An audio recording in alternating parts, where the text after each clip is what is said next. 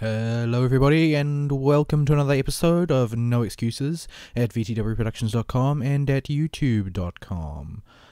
I am your show host Vorlacel, and I don't seem to have any other show hosts, and I have no idea what to do because I had no warning about this going to happen. So I'm just going to, basically mush on and try and provide some content, unplanned, unorganized, totally professional, you know the drill. So, dead air. Let's start with dead air.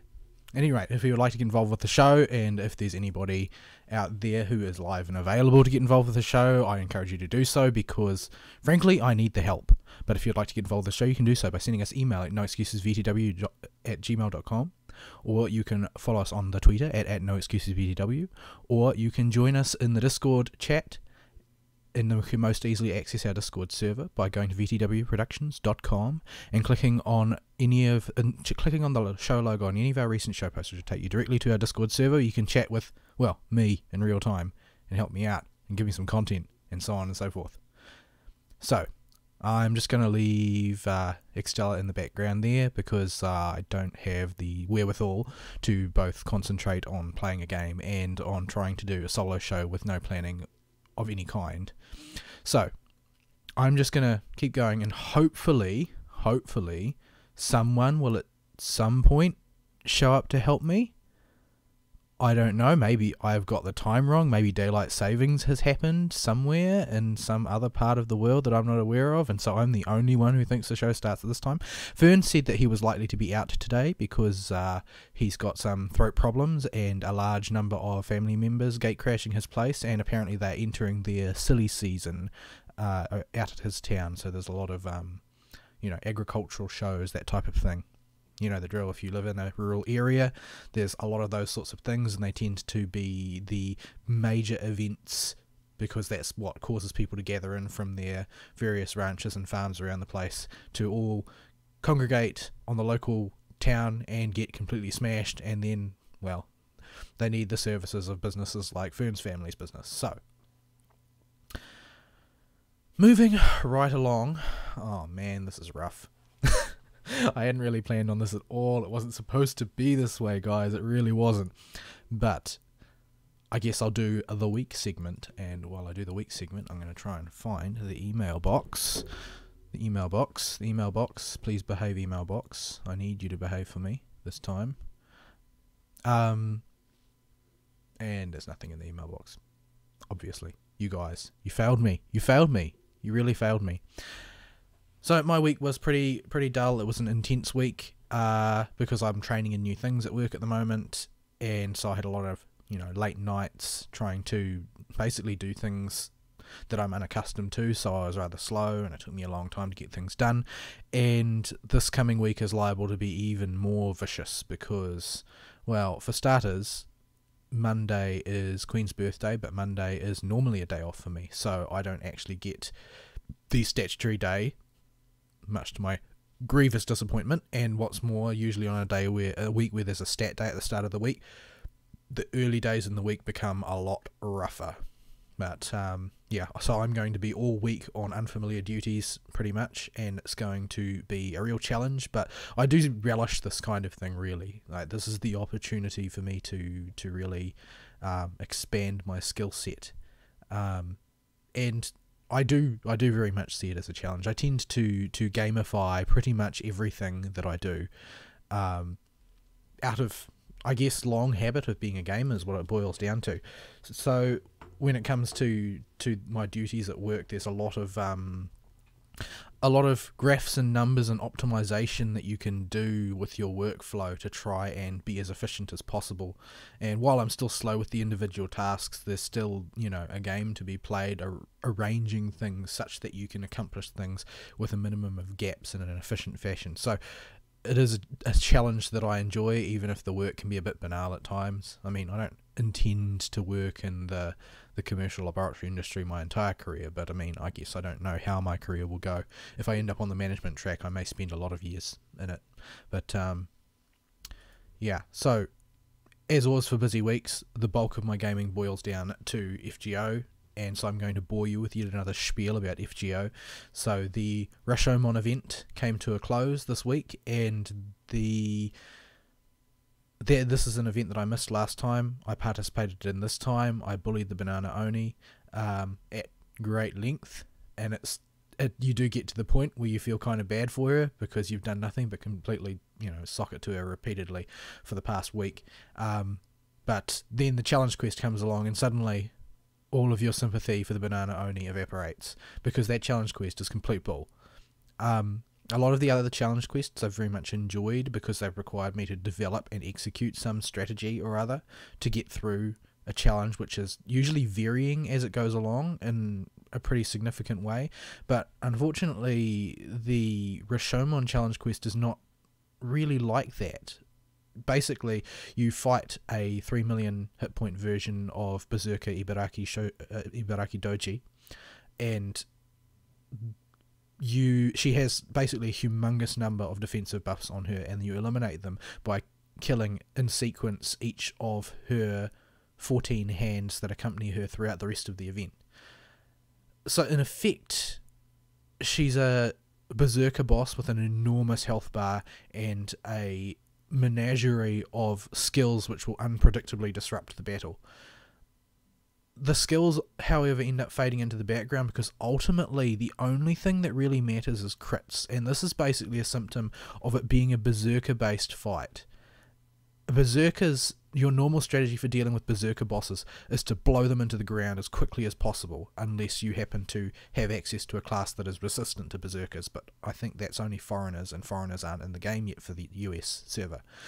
So usually you want to blow them up as fast as possible. In the situation where you've got a Berserker with 3 million hit points plus a gajillion adds that are blocking you from attacking those hit points, you end up in a situation where you're taking Berserker damage all the time, and when you factor crits into that, well, let's just say that the battle turns into a total RNG fest that has nothing to do with any strategy that you would seek to put together.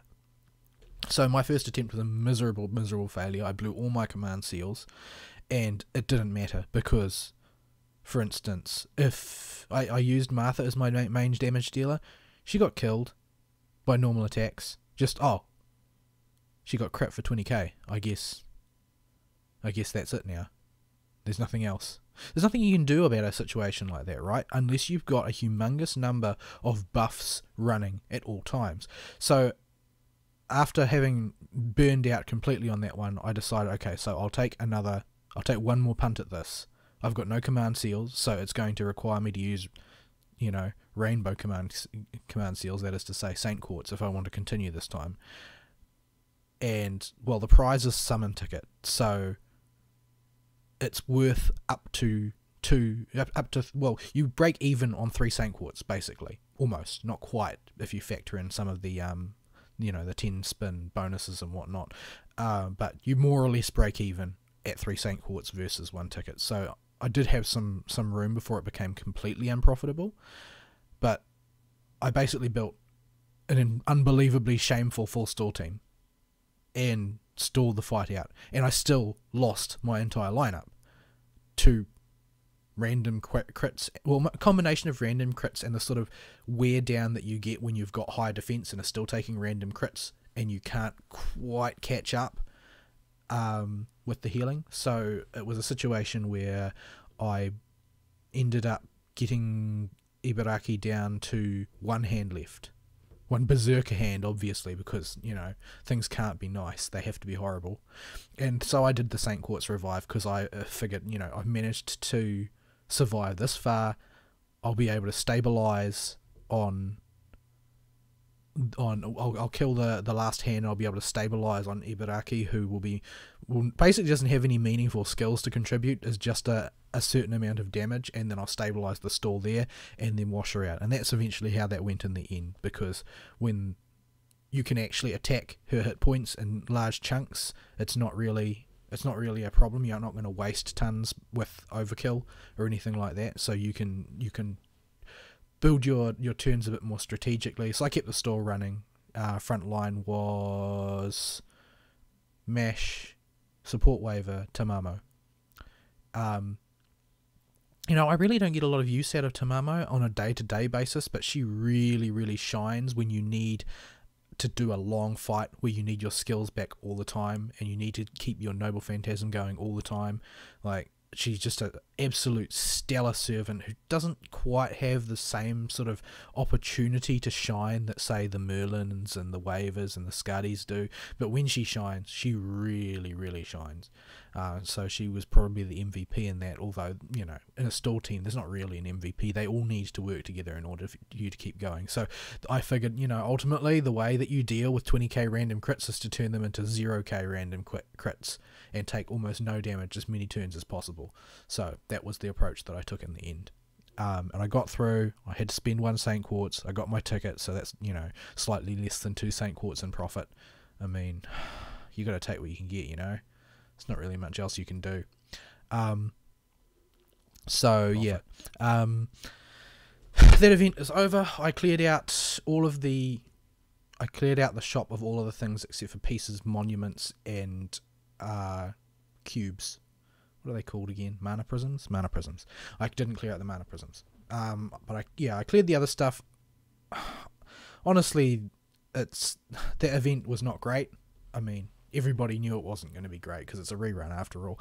And it was a lot less great last time, having backed onto the grindiest event in human history, being Sanzan going to the west, which had an amusing story for the tiny sliver of time that you were actually involved with the story, and was mostly humongous amounts of grinding.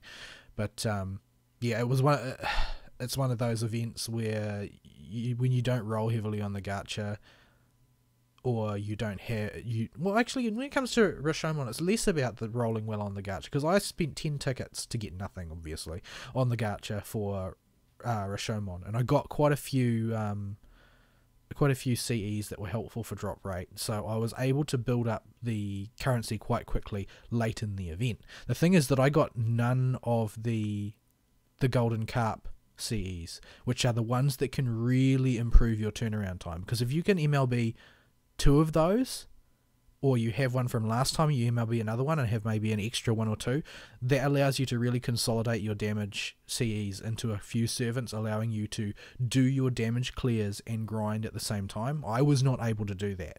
I just didn't have the firepower. I don't usually trade on 5-star servants most of the time. I know the bulk of my force is 4-star servants, although Shuten did do good work for me this time round. And in the challenge team, of course, Merlin and Tamamo both featured. But by and large, the vast majority of my damage was done over the course of the event by none other than Suzuka Gozen, who I only got in the CCC event just recently and had no intention of getting her, and instead got her to Noble Phantasm level 3. And she actually served really, really well. She meshes really well with Merlin, does a huge amount of crit damage, and improves her crit damage through her Noble Phantasm, which is her big advantage over Emiya, who fills a similar role. Although Emiya did a lot of good work as well, because when you can put him late in a Noble Phantasm chain, it's basically the same as having defense buffs up. Like, he can really take a chunk out of the damage that enemies do. His fights will go on longer than Suzuka's, but you tend to take less damage. Suzuka emphasizes crit a bit more. I feel Emiya drops more stars than Suzuka does, but doesn't have the crit damage the way Suzuka does. So they do similar roles, but they're slightly different emphases. And I got a lot of work out of Suzuka this time. So yeah, that was a surprising consolation considering how much I spent on the Melt gacha.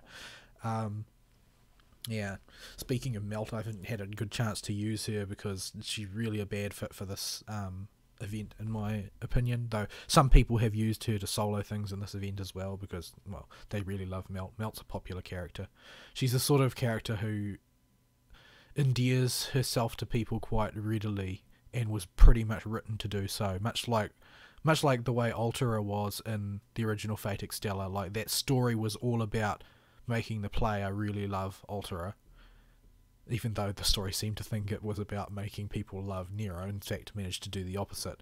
But yeah, in this case, the Seraph event was very much about making people love Melt. So she's got a lot of fans, people willing to force her to do things that maybe she's not quite suited for.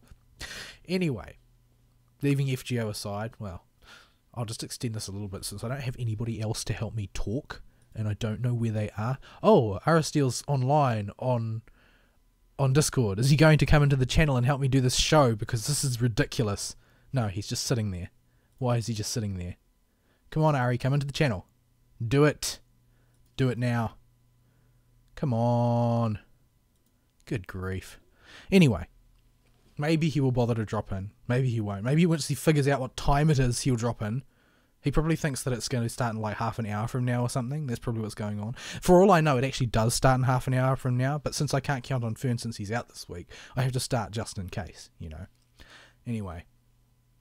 So, that was Rashomon. We're in a break week now. People who aren't caught up with the story have half AP on all story quests so they can get caught up. This basically means that Shimosa's coming out very shortly.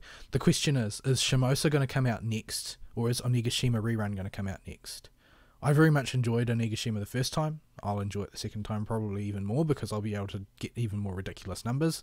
But yeah, I'm in QP hell at the moment, so I'm trying to do some prep work to get servants with good bonuses ready for Onigashima, because Onigashima is much heavier on the bonus damage for certain servants, where Rashomon had, you know, berserkers with 6 million hit points as sort of like the top tier. Instead for Onigashima it's sort of like more like 15 million, but you've got extra bonuses on top of all of that. So well, Ari looks like he's finally here. He says he's had a work emergency. Yeah. Maybe he'll come in and help me do the show, because doing this solo was totally unplanned. I know. Somebody thought a catastrophe was ongoing, and we're making a huge mountain out of a molehill, so I thought I could show up and get it done real quick. They turned this into a whole production. It was ongoing, and it's a little complicated to describe exactly what was going on, but it was a mess. Right, well, hopefully it's over now, because I was not looking forward to having to try and solo this while totally unprepared, because I have nothing in store at all. And Fern was just like, oh, I've got a sore throat, I can't do the show. And he's got family all over his house, so yeah, it's too noisy there. And he's on the clock right now, because it's their silly season. So, yeah. Anyway, where was I? Okay, I was finishing off FGO. So yeah, the question is Onigashima next, or is Shimosa next? Probably it'll be Onigashima, since it traditionally backs onto Rashomon. But, yeah, we don't know that for sure. Anyway. What else did I do this week? Okay, so Fern came to me and he was like, I challenge you, I'll give you the same challenge I gave Ari. Do the first 4 bosses of Dauntless, first 4 monsters of Dauntless, and give your opinions on it. Now, Fern was actually really looking forward to this. He's not here, so he'll give his opinions next week. But as sort of a brief teaser, well, for starters, Ari, did you actually get round to it? No, I was on and off with work all week. Right, well, at any rate, I didn't have time to do it, because, like, well, I slept very little, relatively speaking, this week, and one of the reasons was that I played a bit of Dauntless one evening, which took way longer than it should have, largely because the game is a disaster. Like, the fact that people are talking about this as the next big thing, as though it could possibly be a Monster Hunter killer, it makes me sick. Like, what is wrong with these people?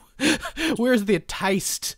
This game is terrible, and I don't really understand it. Like, okay, so everybody who listens to this already knows that I'm a Monster Hunter fanboy when it comes to Monster Hunter World. Like, I'm not a long-running series devotee, so you could win me away from Monster Hunter if you presented me with something that I thought was way cooler. Like, if there was a type of Monster Hunter, except everything was Fate-themed, I would never play Monster Hunter again.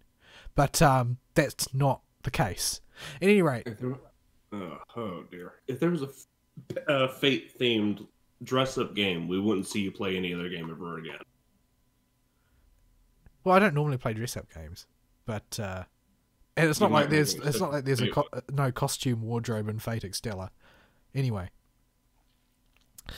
basically, Dauntless has marketed itself to be sort of the Monster Hunter for the masses, because everybody knows at this point that Monster Hunter, while it is great at the monster hunting part, it is naff at the accessibility part, like super naff. So the angle of attack, of course, is to deal with that, to have good netcode, to have good interfaces, to have good ability to interact with and join people to participate in monster hunts.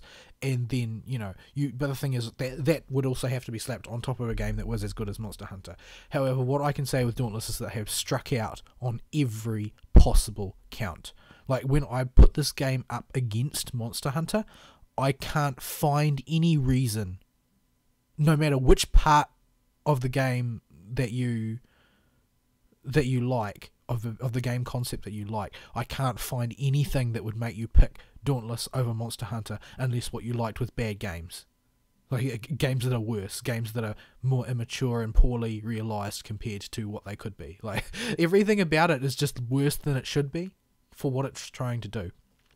But, oh, Ari, by the way, could you try checking the stream as it will be received by persons? Yeah, to make I'm sure that I'm trying actually recording and broadcasting. That would be great. I'm trying to kick YouTube and get it to find it, give it a bit. But yeah, so I started this thing up. The first thing that it does is present you with a series of boxes that are basically trying to coax you to sign into your whatever account. I can't even remember. Who is it? Epic? I don't remember. Whoever's publishing it, probably Epic. So they're trying to get me to sign into my Epic account, and I'm like, no. Go away, boxes. Go away, license agreements. I'm done. I keep moving. You get your character creator. The character creator is a very strange beast. While I have issues with the Monster Hunter character creator, and those issues are that every time I create a character, they're hideous, which is why my main Monster Hunter character looks like somebody hit her in the face with a brick, is because I couldn't work out how to make it do what I wanted. But the character creator definitely can do a lot of things in that game. Character creator in Dauntless is very, very hard to see how you're impacting their appearance a lot of the time. The part of the reason for that is that the character design is simplified to the point of almost to the point of being anime-esque. Like, there's a lot of just block colours, minimal shading. Like, it's very... bleh. I don't like it. I feel like they have gotten the worst of both worlds with it, pretty much. It almost looks like a game that's missing its textures. That's what I would say. It looks like a game that is missing textures. Like, it's got the sort of the model resolution that would have more textures than it actually has. Or alternatively would have, say, a Borderlands style over top of it. Like, I think if they'd done the graphic design in Borderlands style, it would look a lot better. What they have now looks amateurish, is what I would call it. Like, I know that it's a deliberate style, that's an affectation they're going for, but I think it just looks bad. It certainly doesn't look good. Maybe there are people that think it looks good. I don't think it looks good.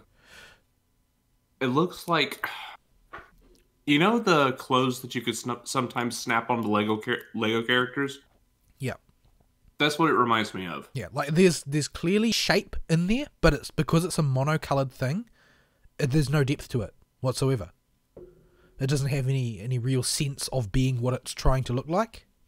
But yeah, so character creation, well, I made a character, but I feel like by the time I was done with my character, because I always linger over these things, like anybody who was listening to the show where I was trying to log into City of Heroes knows that I linger over character creation. But despite the fact that I lingered over it, I feel like if I'd just gone for a default one, I wouldn't have been able to tell the difference. It was that the changes were that subtle. Other than sort of broad strokes of colour, there's not really much difference. So you go in, you have the worst world building that I've ever seen, like, because they try and do world building, but it's not really world building. It's just like, okay, so we're gonna drop ship you into this rock and go kill a monster for reasons, because for some reason killing monsters powers our ship, which is the dumbest thing I've ever heard. Presumably there's some explanation that they'll go into later, but it just sounds really dumb to me. So you get dropped onto this floating rock. Pardon? What's the problem?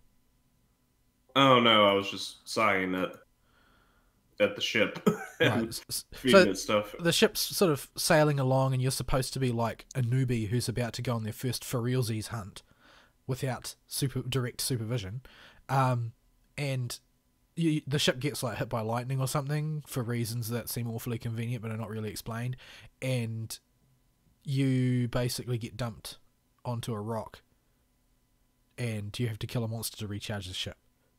And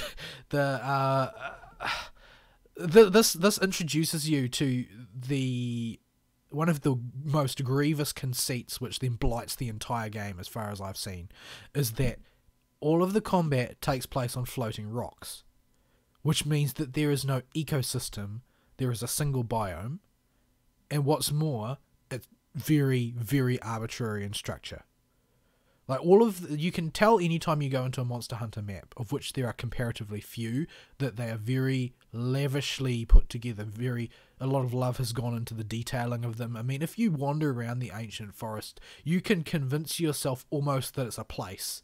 I mean, there are certain conceits that you can't get away from, like the structures of paths and trees that serve as bridges and vines conveniently placed in places where you can climb up, that type of thing. Like, it's clearly a game area, but it looks like a place where a thing could live still.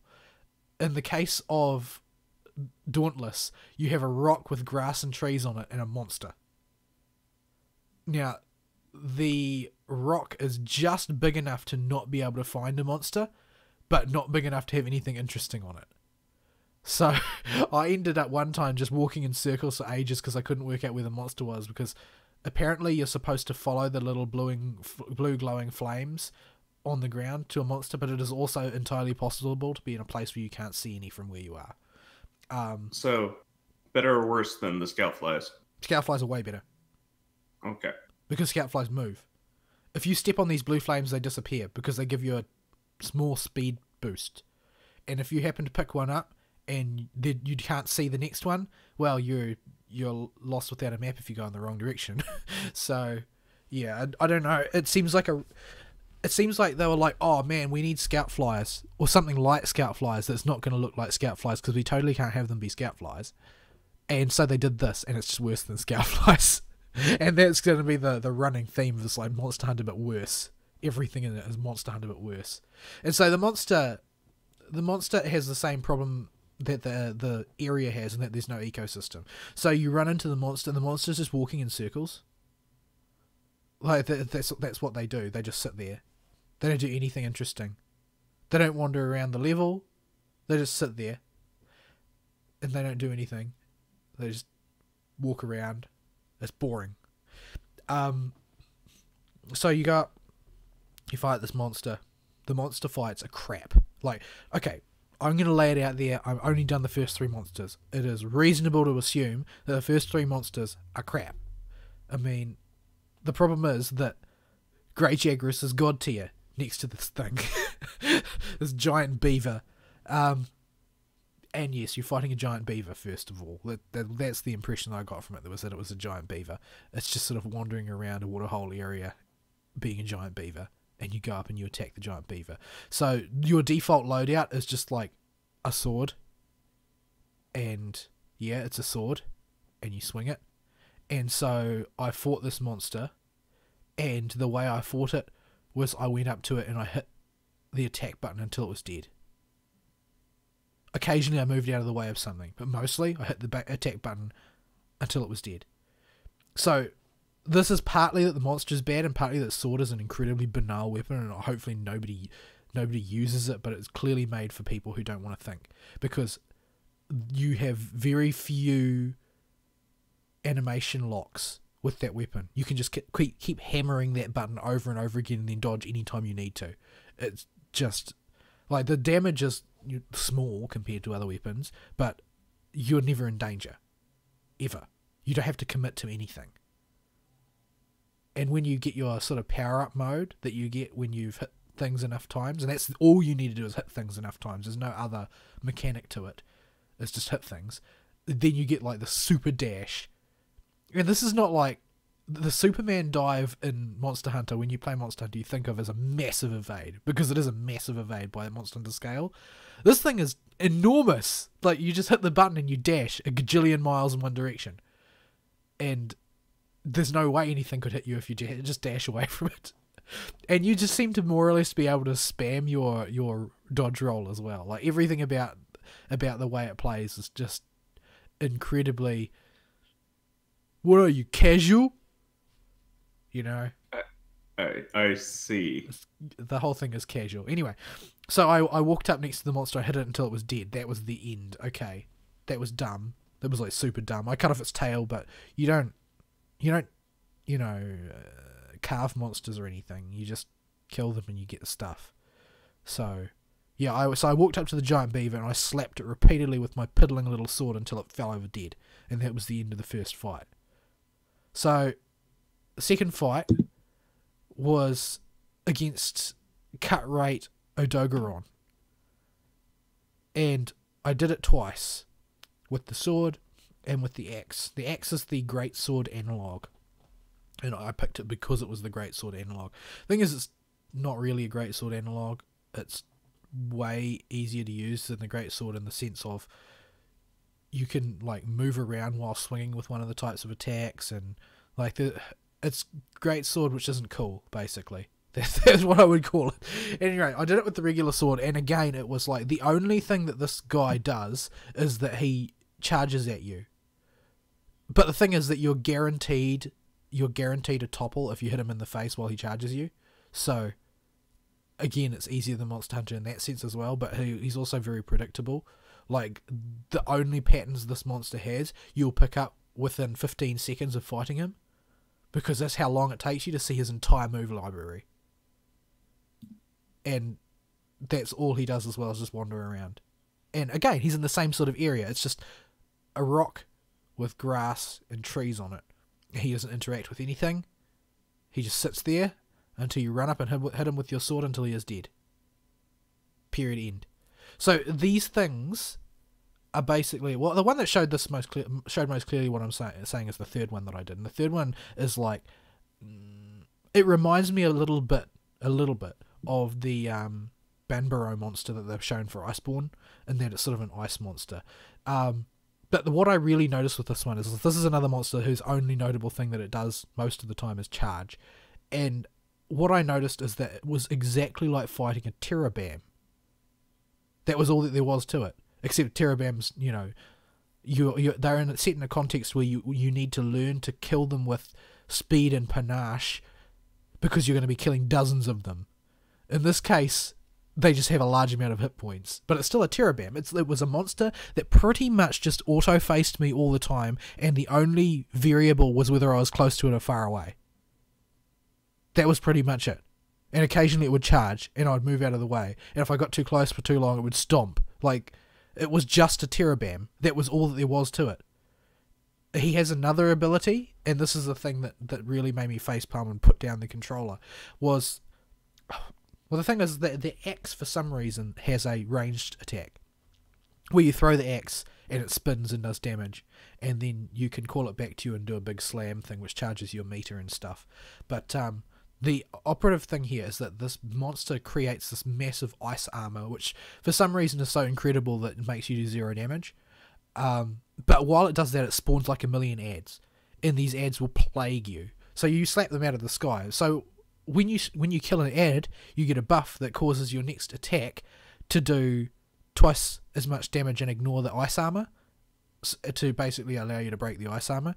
So the thing is that when the monster's doing this, it backs off and swarms you with ads. So what I did is I basically flailed my axe around wildly, killed like a jillion of these little monsters, while the big monster cowered away from me. And then I threw my axe, and the axe spun on top of it and killed it. Because every hit was doing double damage, so it's just doing bam, bam, bam, bam, bam, bam, bam, bam, bam, bam, bam, bam, bam. And so, for very little effort, my spinning axe just killed the monster for me.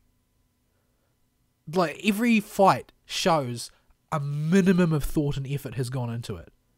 It felt like playing an MMO. It felt like fighting MMO boss mobs, where they were just like, they're a thing that will attack you and auto-face you, and once in a while will use a big attack. It was the same feeling. And this is their contender for the Monster Hunter throne. They're like night and day. These things are not comparable. It's unfair to Monster Hunter to even place them in the same arena. Unless there's something truly spectacular up the top end of Dauntless, and you'll never get to it because the bottom end is so boring. Unless there's something truly spectacular, this game just can't compete. It really can't. The monster design is just bad, and monsters are supposed to be the stars of a game like this. The reason people love Monster Hunter is because the monsters feel real and they feel like they've got personalities. There's a reason people develop affection for monsters like Dodogama and that, and they just think Dodogama's a good boy, you shouldn't kill Dodogama because he's just, waddling about doing his business, eating rocks and doing stuff, trying to avoid getting tread on by the big monsters. There's personality to each of the monsters in Monster Hunter. There is not a trace of life anywhere to be found in Dauntless. It is just an MMO. That's all. The monsters are big MMO mobs. So, it's really disappointing conceptually. Now, on a technical side of things, you could say, oh well, in order to be the better Monster Hunter, what you need is accessibility. You need things to make sense so that people can interact with the game properly and not get buried in numbers and in menus and stuff like that. Okay, so let's say that's your goal. You still fail again because the game has a really unintuitive menu system. It's easy to bring up a menu and select things, but you can't necessarily tell that you've got things selected when you have things selected, and you don't know what menu is going to pop up if you press a button because it's not very well documented. And overall, it doesn't feel very comfortable to use. It's the sort of thing that I think will wear in with practice, but I didn't have this sort of confusion when I started Monster Hunter where everything looked like it would obviously behave in a certain way but didn't. In the case of Monster Hunter, it's a matter of you figure out how to do a thing and then you know how to do a thing. In Dauntless, you think you know how to do a thing and it turns out to be wrong.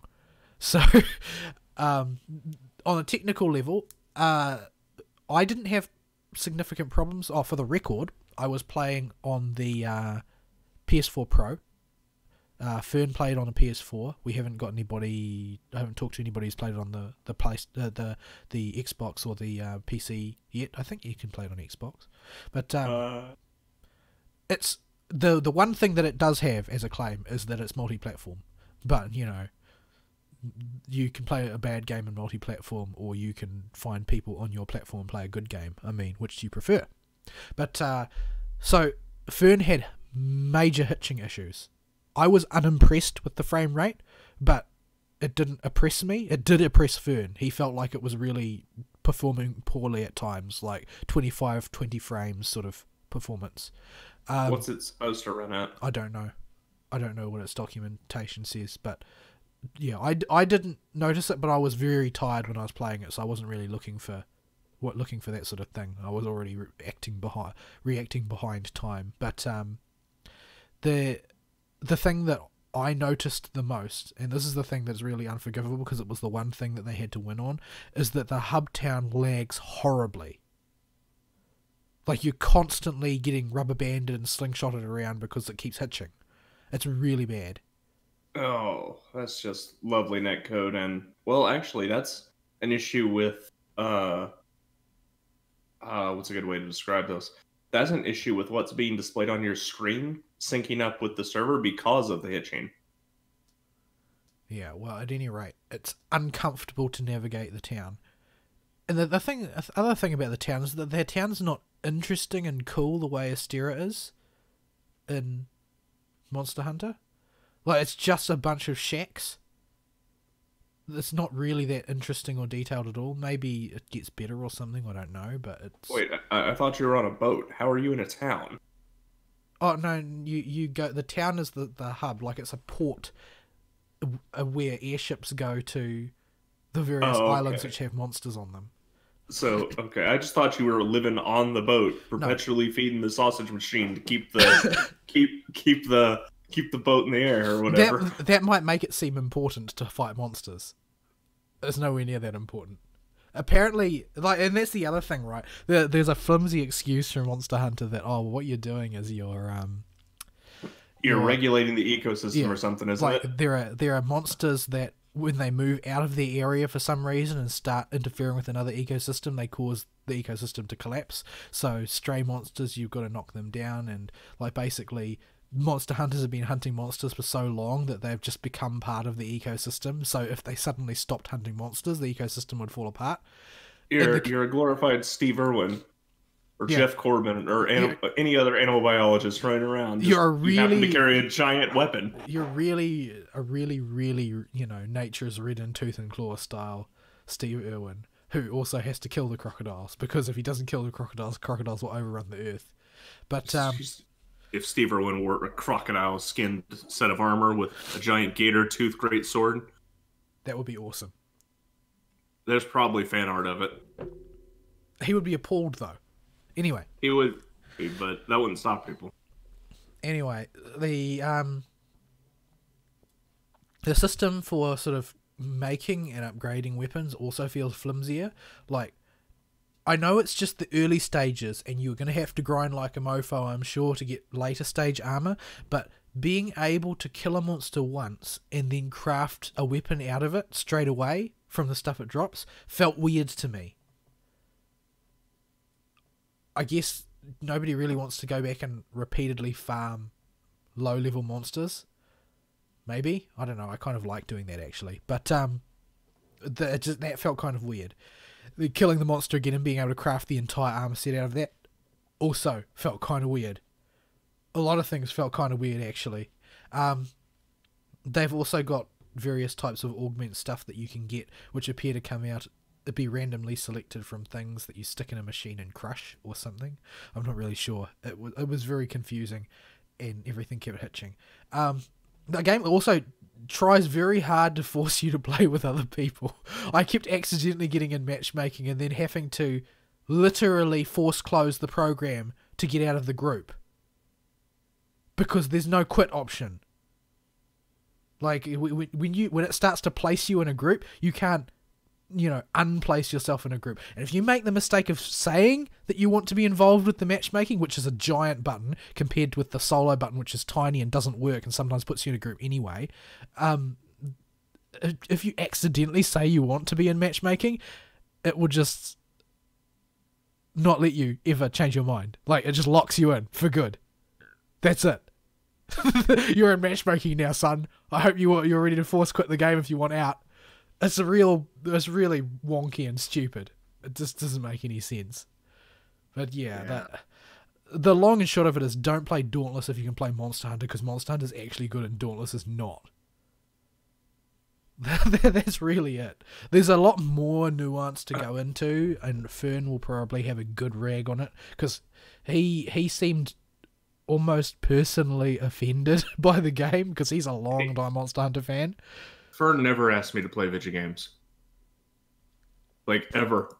And I just, out of the blue, I'm just sitting there listening to an audiobook winding down from the day. Ari, you need to download this thing. I'm like, oh no, how bad is this? I think my only response to him was, uh-oh, and we'll see. It's like, there's a skeleton of a good game there, but there's no meat on them bones. Like, That's because they're not feeding the sausage machine. It's just the skeleton. There's nothing else there. Because, I mean, like, if this was a full-fledged MMO in the style of World of Warcraft, and it just so happened that instead of killing 15 bears and collecting their asses, you had to kill, like, 3 of these giant monster fights in actually varying locations that did interesting things. If that was what you had to do instead, like, that was the game instead, then I can see a purpose for this game. Because what this game is trying to be is Monster Hunter, and Monster Hunter already exists and is better.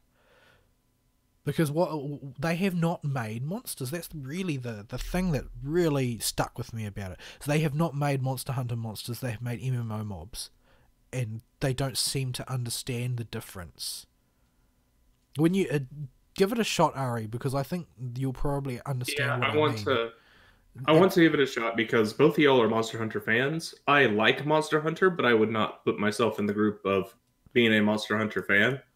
Not nearly to the degree you two are. Well, I So mean, I'll be I able don't to. consider myself to be in the same league as Fern, but I know for a fact that the Monster Hunter franchise has crossed over with the Fate franchise twice before.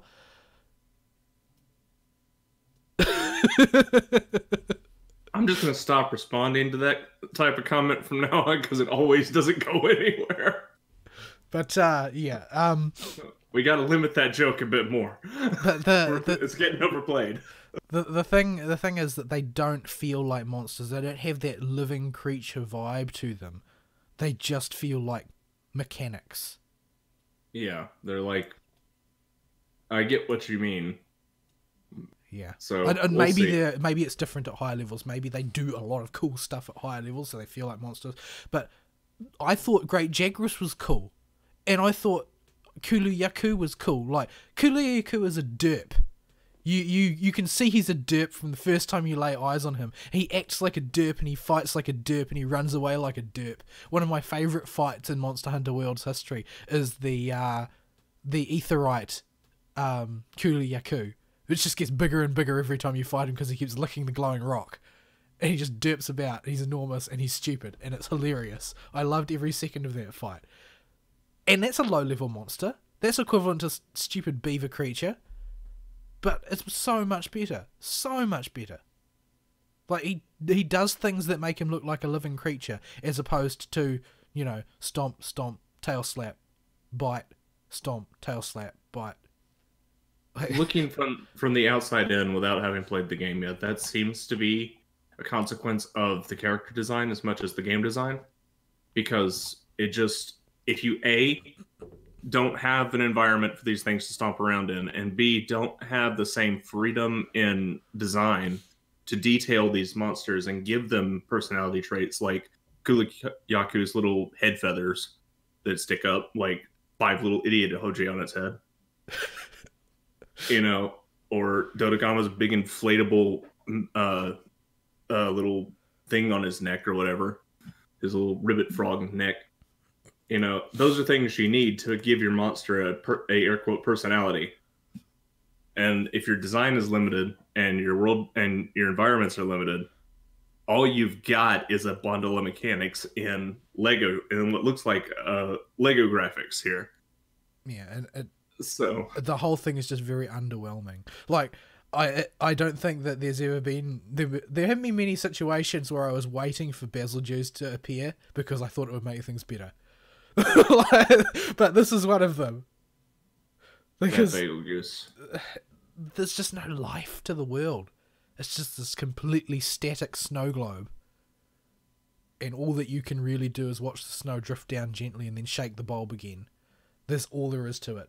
I don't get it. I don't understand the raving, but maybe it looks different if you're just a person that just could never comprehend Monster Hunter. And I guess that there are people like that. It's not the most easy to access game. It's very obtuse in a lot of ways, and I'm very glad personally that I didn't run out of patience with it before I really got into it, because I really enjoy playing it. But I can see how a person could. But in light of that, I still don't see why they would think Dauntless is a better alternative, because it doesn't feel like one to me. It feels like a pretender. It feels like, the Chinese knockoff version. There are games like the Soul Sacrifice series that are not trying to usurp Monster Hunter, but trying to nib the same boss fight feel, but do something more arcadey with it. And that's fine. I don't have a problem with those games. It's when a game is clearly trying to emulate another game's formula, or a community is trying to say that one is, and makes that its shtick, that bug me. Yeah, I don't know how you could actually put another goal on this other than being Monster Hunter. It's just not good enough. The fact that lots of people like it. Normally, I'm not an advocate of saying stop having fun, guys. I think people are entitled to have fun however they want, but I'm sort of bothered about the idea that this might actually have a negative effect on Monster Hunter. I don't think it will, but there's a chance that it would if it gains steam. If people decide that, the Monster Hunter community is getting depleted because there are millions of people logging into Dauntless. For goodness sake, only knows why. The one thing I will grant Dauntless exactly one thing, and that's just within the scope of their style and design choices. They seem to, from what I have seen, have a lot more variation in what weapons look like from monster to monster. I feel like, and I've mentioned this many times before, Monster Hunter World cheaped out on that. And I can understand why. Their weapons are way more technical, way higher resolution, way higher poly count, way higher texture depth. It's a lot of effort to make a Monster Hunter World weapon. However, I still think that there should be more of different appearances. And every weapon that I got round to making in Dauntless was radically different in appearance to the previous one. And their effects are way swingier. I don't know necessarily how that scales later into the game, and there's an upgrade system that I haven't really toyed around with either, but it seems like their effects are way swingier. Like, if a monster is weak versus fire and you have a fire weapon, that's like 20% more damage, as opposed to a completely impenetrable calculation in Monster Hunter for a fire weapon. I don't know about you, but I never have any idea how much bonus damage I'm going to do. But yeah, I treat all Monster Hunter numbers as greater than or less than what I had before, and just don't think about it too hard. Yeah, like you pretty much just have to stay in your lane with that weapon and compare weapons only to weapons of their own type, and just look at the raw number that it gives you. Although even that's not.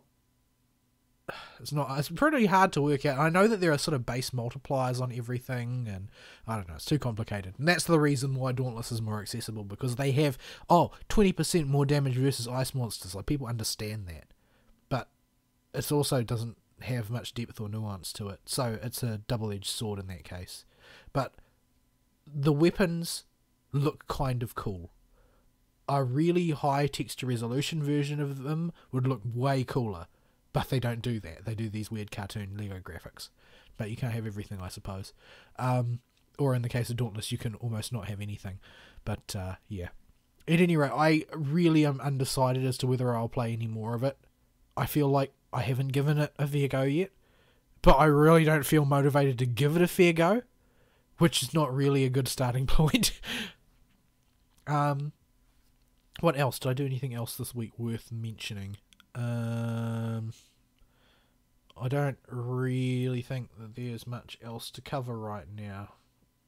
I did continue playing Death End Request. It's continuing to hold up quite well. I don't know. I feel like I reacted so strongly to it because I didn't react very strongly to Berseria. I thought that it was middlingly good. I didn't think that it was stellar. I thought it was beautiful. It was definitely beautiful. But I thought in terms of writing it was middlingly good, and I was constantly bugged by the sloppy translation. But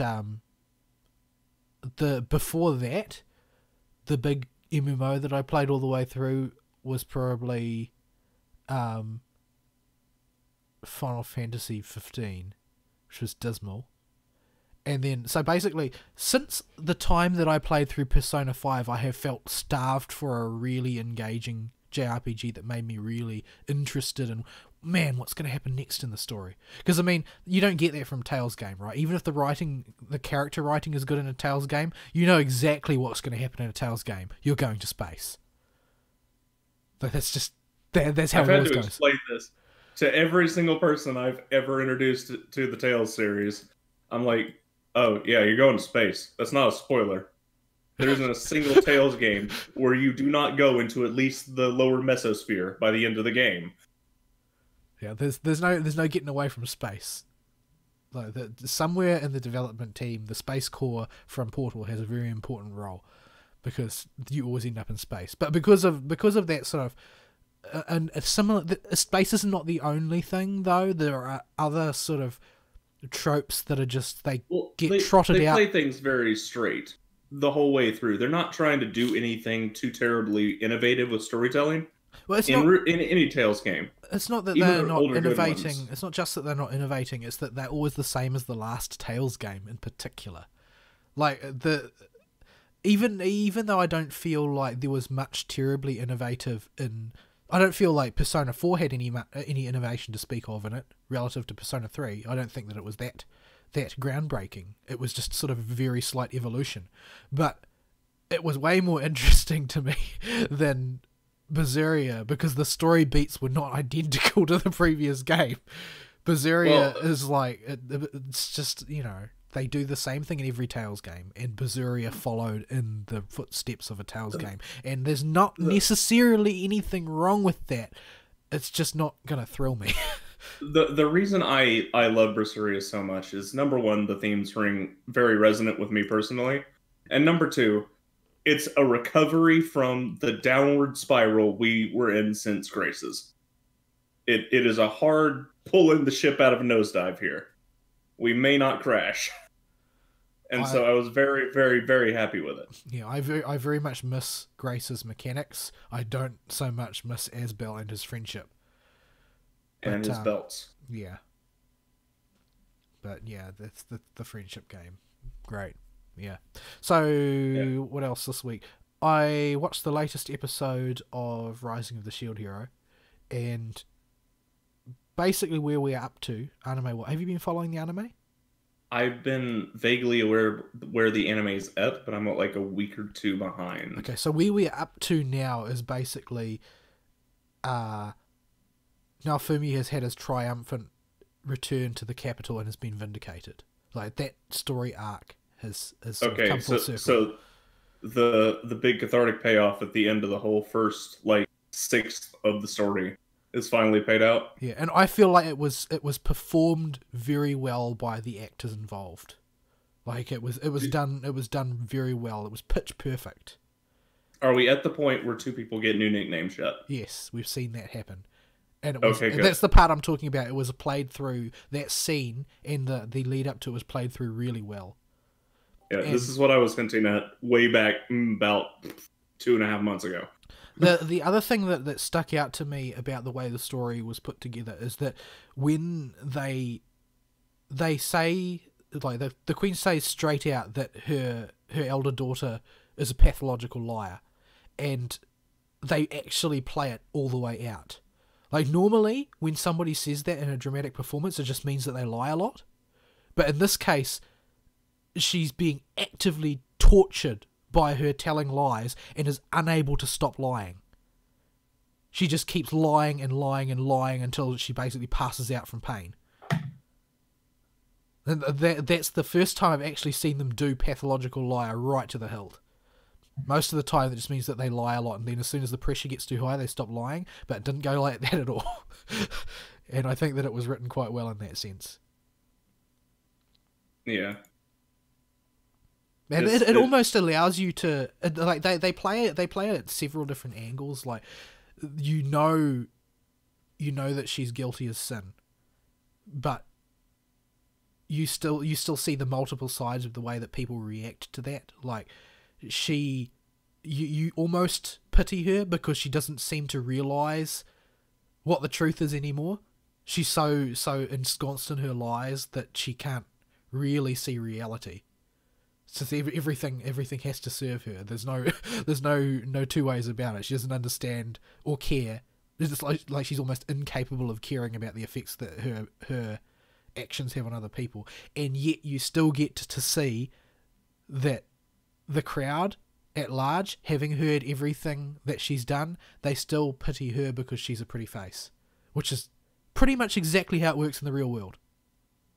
It doesn't matter how evil a person is, if they look good enough, they'll get away with it. Or get very close to getting away with it. Unless you've got somebody with the spine to make the wheels of justice actually turn.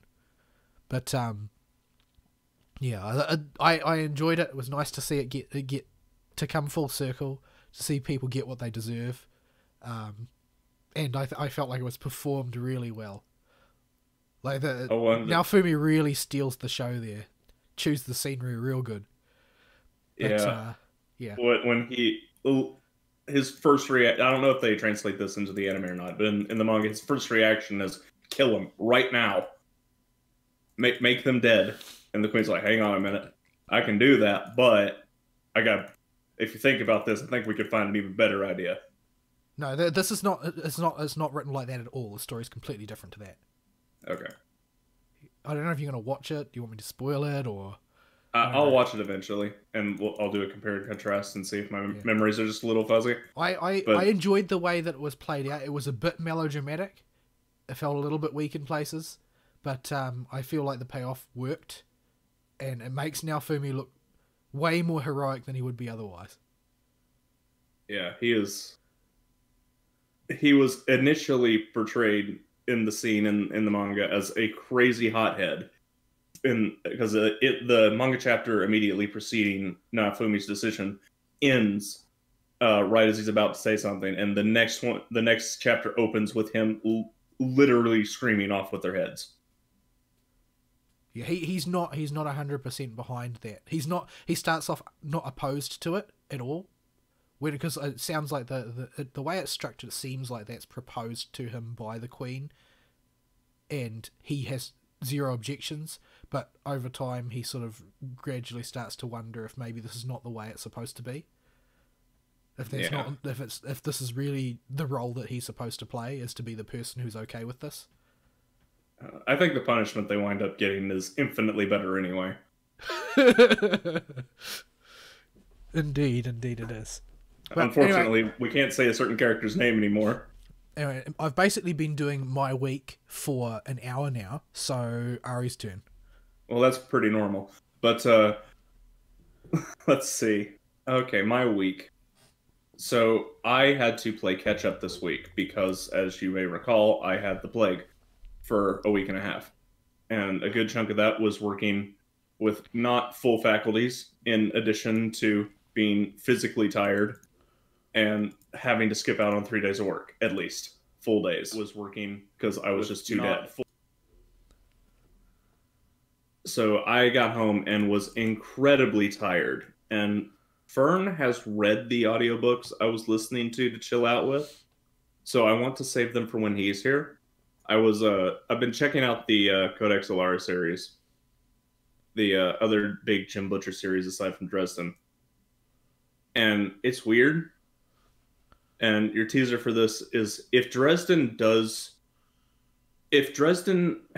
the key defining characteristic of taking refuge in Audacity, our equivalent protagonist Tavi in Codex Alara is made of refuge in Audacity.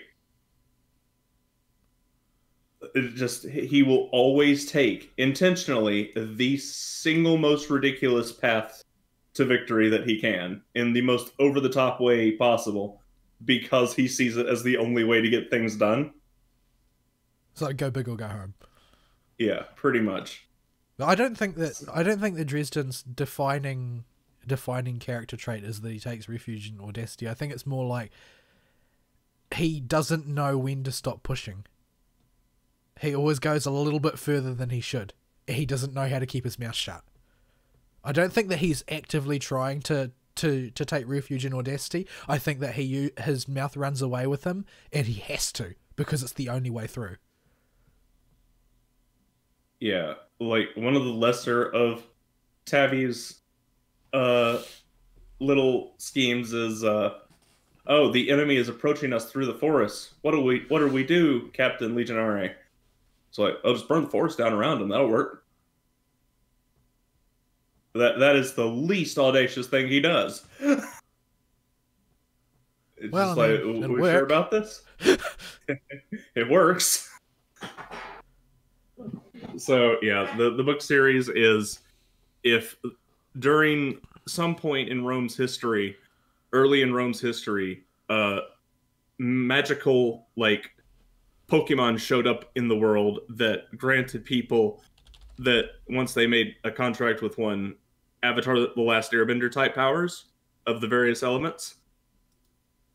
Like the classical elements, or is everything an element? Mostly classical. And there's the 4 big classical elements: wind, earth, fire, and water. and then you have metal and wood appears to just be plant life. Oh, that's the Eastern ones. So Yeah. it's a merging of Eastern and Western, but there's no void. Yeah. That we know of, that I know of yet. I'm only somewhere in the third book. These books are long as crap too. I've been listening to these for a few weeks now. I'm only somewhere in the third book. But yeah. And because these magical creatures show up, a big part of the story is how history diverged. And I don't know how much time has passed since Furious appeared in their world, but basically what happened is the Furies showed up, and all the old methods of doing things like construction and stuff didn't matter anymore. Things as simple as a pulley or using leverage to make a catapult to throw a boulder really far without Fury strength is totally alien to everybody in this setting, especially the upper crust of society, who just outright believe that Furies always existed at this point. So it's basically the way that stuff works. What does the world look like when there is no necessity to be the mother of invention? Yeah, pretty much. And so history stagnates at the level it's at the Roman Legion for a long, long time due to the existence of Furies. And Tabby's whole gimmick is he can't craft. Period. He doesn't have Fury powers for whatever reason. And does this result in him shouting at the top of his lungs all the time? He starts shouting a lot, but it's more in an authoritative way than a dramatic, crazy way. Because this is like this is as far as anime is concerned, this is like the oldest shonen trope there is. Yeah, he doesn't go full ass to honest. He's not Caps Lock Master. But no, so he wants to go to the capital and become a scholar basically because he can't do Fury crafting. He doesn't have the super strength of the Earth Crafters or the healing ability of the Water Crafters, or he can't fly like the Wind Crafters and stuff like that. Okay, so the real question that I have here, and I know you're going to discuss this greater, and I have two questions. Number one, this sounds like an incredibly paint by numbers backstory. Does it have something that really sets it apart from the million other stories that are almost exactly the same? Okay, so I'm not quite sure how to explain this because I'm not sure what's going on yet. It's an intrigue series where a lot of this kind of thing is set up and it pays it off gradually throughout the series. It's very good about setting up things and paying them off later, but it's usually a whole book and a half later. There is effectively the Zerg. If the Zerg from StarCraft and the Yeerks from Animorphs DNA Digivolved, you would get the Vord, which are the Zerg or Yeerk-like threat in the world that's going on. And while this is all going on, there's this big political struggle, which is also a pretty common trope, with the current very powerful ruling lord, first lord of the country, on his deathbed not on his deathbed, but getting really old at the start of the first book. And he has no appointed heir. His only son died and in battle, and his son did not have a child that we know of with anybody. So there is no successor to the throne or anybody with the kind of power that his bloodline has, because if you depending on how strong you are at Fury crafting, effectively determines your social position in life. So so a lot of it is setting up a civil war that's just now breaking out in the third book, and other factions are taking advantage of this. And what's weird is ostensibly the universe is set up to be divergent history from ours, but there are weird things like the aforementioned Vord and giant, proud warrior race wolf people that are 10 to 15 feet tall that are also taking advantage of the fact that there's a civil war going on and attacking the Alarans, which are Roman all but name. So I'm not entirely sure what's going on. There's enough weird stuff and different non-human races going around doing stuff that it's not a straight alternate history with powers universe. There is a significant political element to everything going on. I'm not sure if it's going to pay out really well, which is the deciding factor in a political story, right? Is how it ends. Whose plans succeed and fail. So it's not a judgment I can make until I finish the series. So you say that the Alarans are basically Romans. Is the implication that they were Romans once upon a time? Like, is this actually a Divergent history or not? They say the ancestors they had were the Romans. Right. That's explicitly stated at the start of the third book. So yeah. It's hinted at very strongly in the second book when Tavi finally goes to the capital to start studying, but we get confirmation in the third book. Yes, it was the Romans. The second question I have is, at this stage, do you have a verdict on whether or not it's worth reading? The biggest problem is the length of each book. These are big books with running themes through them, and you're going to have to marathon them. I don't see a real feasible way you can keep track of all the political stuff going on and all the major events going on and the progress of each character, because there are about 5 or 6 main POV characters the series jumps around between. And I don't have a particular problem with any of them. They're all fairly interesting. But they're just really honking long books. There's a lot there. I don't have anything to say to not recommend the series to anybody yet, other than they're just really, really, really long. We're talking 20 hours for the first book in audiobook. So how much... Is this a completed series? Yes, it's all there. So you can binge the whole dang thing. And you have gotten through what percentage of it? I'm halfway through I'm 3/4 through the third book. Out of how many? 6. Okay, so you don't know if it's going to, go the way of some of the other stuff that you've recommended in the past. Yeah, not yet. We don't know if we're going to get another Iron Druid Chronicles. Or another Kate Daniels. We'll see. I will also note that I did not recommend either of those 2 Crash and Burn series. Because it was real obvious where they were going. But, yeah. So I mostly just wanted to sit back and listen to that audiobook when I got home. But as I do when I listen to audiobooks, I need something that does not require me to read anything to do with my hands. Otherwise, I go insane.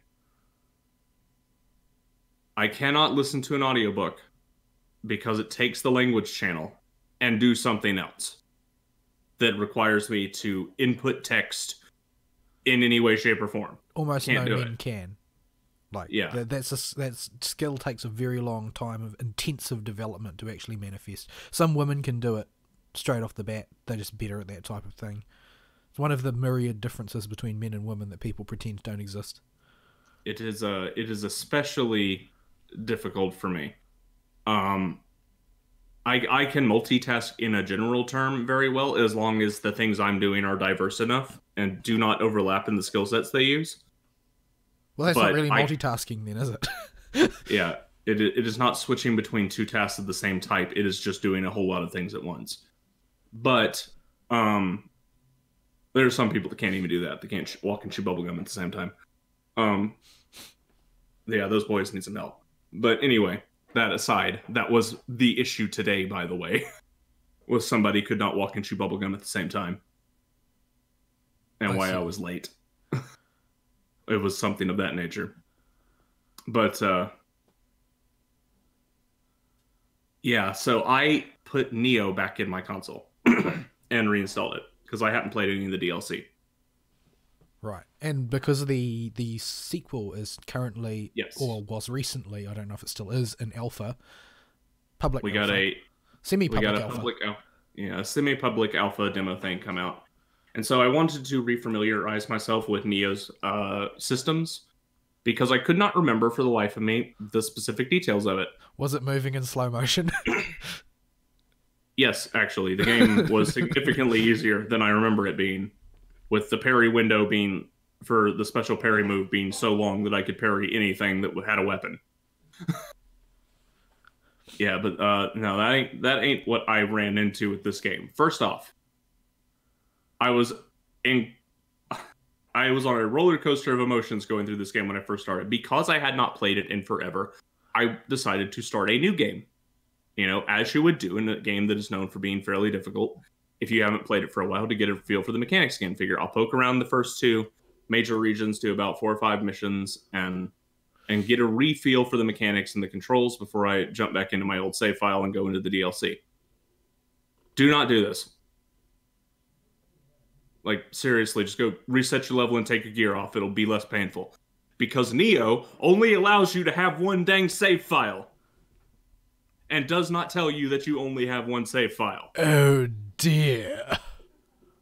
So I push that new game button. It's like, you'll start over from the beginning. Is this okay? Some really innocuous warning that does not in any way overtly tell you we're going to delete your old save, you moron. Don't push this button. So I push that button. And all of my gear grinding and EXP farming gone.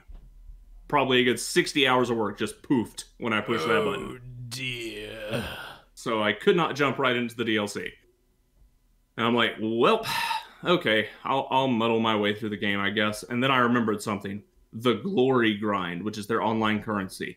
Oh no, I said to myself, because for some dang reason, to play as a female character in that game, they made all the female skins cost like 70,000 glory, which in reference, all the other skins in the game, which are all the males, cost around 5 to 10,000.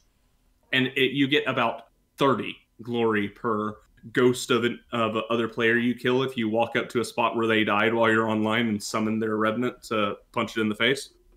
It takes a long time to grind that 70,000 out until you get to in-game and can jack up that 30 to about 300 to kill. This is not a quick grind. So I was like, oh no. And I noticed right away that the Hidden Tea House, which is the online little multi-lobby menu thing, was unlocked from the get-go. I had to beat a mission to unlock that before. I'm like, was that a patch? Or I get in there, and thankfully, the one female skin I bought was still in there. I'm like, oh, thank goodness. I don't have to regrind this. Because I don't want to play as William's ugly-ass face. He is just the ugliest looking mofo you've ever seen in your life. He's like Gerald of Rivia if Gerald of Rivia got hit with a frying pan. I see. Like, I will link my trophy PSN profile's trophy log on the game, and he's got William of Riviera's face right on it. I'll link it in live show chat.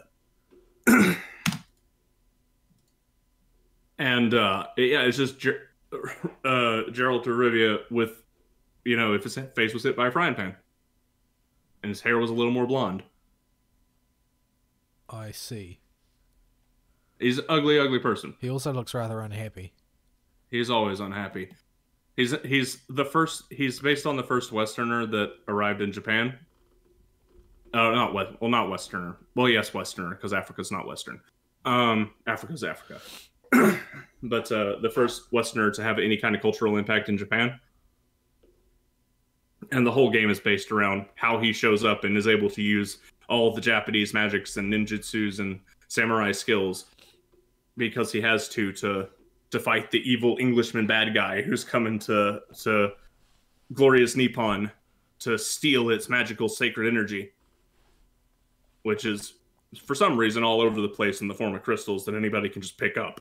Hey, demon blood is everywhere as well, so I suppose. People in glass houses shouldn't throw stones. Yeah, it's just so yeah, he arrives in Japan, he can't speak a lick of Japanese. You beat the first boss, and the Hattori Hanzo III, so the son of Hattori Hanzo, shows up, and he's like, Gaijin, how you doing, buddy? You seem to have killed that Oniro good like. Here, have a cat. And he shoves a Nekomata right into his hands that he pulls out of his cloak, and he's like, you understand Japanese now. And now William can understand Japanese and speak Japanese, which is intentionally done by an English to Japanese speaker in the Japanese, which I always thought was a real interesting choice to keep it kind of having the feel of he's a foreigner. But yeah, the dude's just that's the extent of the story. He kills the bad guy. He goes back home. He saves the girl and, well, his spirit animal. He saves his spirit animal, which is a mermaid, because he's Irish. And he goes into retirement. And it just happens that, the tail end of the Sengoku Jidai right before Ieyasu unifies Japan. So, yeah, I'm actually at the battle for Sekigahara right now, which is a long as crap mission with like 4 bosses in it. It's a long as crap mission in every game where it appears. Yeah, it always is. Yeah, so I gotta go beat my way through all the major figures of the Battle of Sekigahara and get the troops on the hill to run down and smash Akechi's lines like in every other video game that represents the Battle of Sekigahara. But yeah, that's Nioh. For those that have forgotten, that is your quick story recap. It is not worth following at all. It's a load of hot garbage. Well, it's not hot garbage. I take that back. It's not that bad. It's just not interesting. It doesn't have any real impact. It is completely skippable. It's not garbage. It does not do anything to offend me and make me angry at it. It's just not worth paying attention to. Maybe see it once when you first play through it, but it ain't worth it to even see it again if you've forgotten most of the specific details like I have. It's just not that good. So the real reason I'm playing it is because I wanted to play it is because it's a game I can play without paying attention to anything, because it's that same type of Souls-like gameplay that's become very popular. And I think I finally figured out why I have gravitated towards that formula as a whole. And it's because it is the natural progression into 3D of the Metroidvania style of gameplay, as far as their level design and exploration goes. If you play a lot of Metroidvania games, they are about environment mastery and learning the area you're in more than the actual mechanics of the game itself. And this is something I very much enjoy. And it's a different feeling from exploration, right? Exploration is finding and discovering new things. Environmental mastery is something that only exists as a facet of Metroidvania style games, where you become better at the game by understanding the environment you're playing in to such a degree that you can exploit it and take advantages of it. This is not something that has been able to be translated into a 3D game space very well at all until the advent of the Dark Souls series. There had been attempts at it, and we'd seen a few 3D platformers venture in that direction, but we hadn't really had something that really hammered it home and rewarded the exploration and mastery of the environment like the Souls series. So unlike everybody else in this series, this game genre, who seems to be here for, the hard boss fights, those are nice. I like those when they're done well and they're not Dark Souls 1 or Dark Souls 2, but, that ain't the highlight here. The fact that I can just pay attention to an environment and learn it and keep practicing in it and getting better at doing things in that environment to get further and further each time has always been the main appeal for me in this subgenre. But and because of that type of because of the difficulty that necessitates this type of exploration and environmental mastery based design, if the game is not difficult, there is no reason to master the environment, because you just don't need to. If the game is difficult, you need to master the environment to take advantage of things like line of sight, where you can drop down on top of enemies, where you can pull enemies to, things like that. How to get somewhere to get that dang Kodama you can see sitting up on a ledge that's just chilling up there waving at you to be rescued and be told to go back to the stupid shrine, even though he's perfectly fine with no enemies around him. He needs you to bend down and wave at him so he goes back and you get your dang trophy. And sometimes you just have to slap a giant monkey in the nads over and over again. Yeah, sometimes there's orangutans involved. Sekiro was a little bit different. There was a lot of that. In fact, there was a lot more of that in Sekiro. But in a vertical space, it's probably why I like Sekiro so much, is it puts much more emphasis on that aspect of the game, as well as the boss fights, than it does on general difficulty. Although it is just in general harder because of the parry system, it is still much more focused on getting you to figure out how to not get into combat in a fair fight by mastering the environment in as many ways as possible. Neo kind of encourages this. It is probably in some ways, it succeeds better than other games at this. And in other ways, it catastrophically fails when compared to Bloodborne or Sekiro or other games of that ilk, or even Hollow Knight, if we want to go back to 2D. The main way it succeeds is by putting a huge pressure on you to not take any damage if you don't have to, and learning the attack patterns of each enemy very intricately. Because everything in this game hits like a Mack truck on steroids if you aren't in heavy armor. And if you're not in heavy armor, you're fat rolling. And if you're fat rolling, you're not dodging any attacks of anything, and some bosses become a bit undoable without an alternate gear set. So you're not going to be doing that. You're just going to be learning their attack patterns and not getting hit by them. And it does have a good natural feeling curve as you die to regular enemies over and over again. They become more and more trivial the more you fight them, until they become a non-issue. It has a very good learning curve for that. And learning how to use the environment, like how to knock down a boulder and roll it down a shallow river to kill all the water monsters in it, so you don't have to deal with them when you go to the house on the side of it that has the fire wheel monster in it. You know, that's something that the game does really well. What the game does not do really well is it does the Demon Souls, Dark Souls, and Dark Souls 2 thing that I absolutely hate. Where if you fall off the map, you die. Dark Souls 3 does this as well, but Dark Souls 3 mitigates the point by not having places you can fall off the map and die around every corner. Neo has dark pool. The most common way you're going to die is falling into a pool of water you did not know was deep enough to kill you. So there are pools of water that look the same, but you can just walk through. If you stare at it from the right angle and the right lighting and adjust the brightness, you can maybe tell it you can stand there. But if it's too dark, you're just going to walk in and die. And like in all these types of games, when you die, your corpse, well, your spirit animal it's even worse in Neo.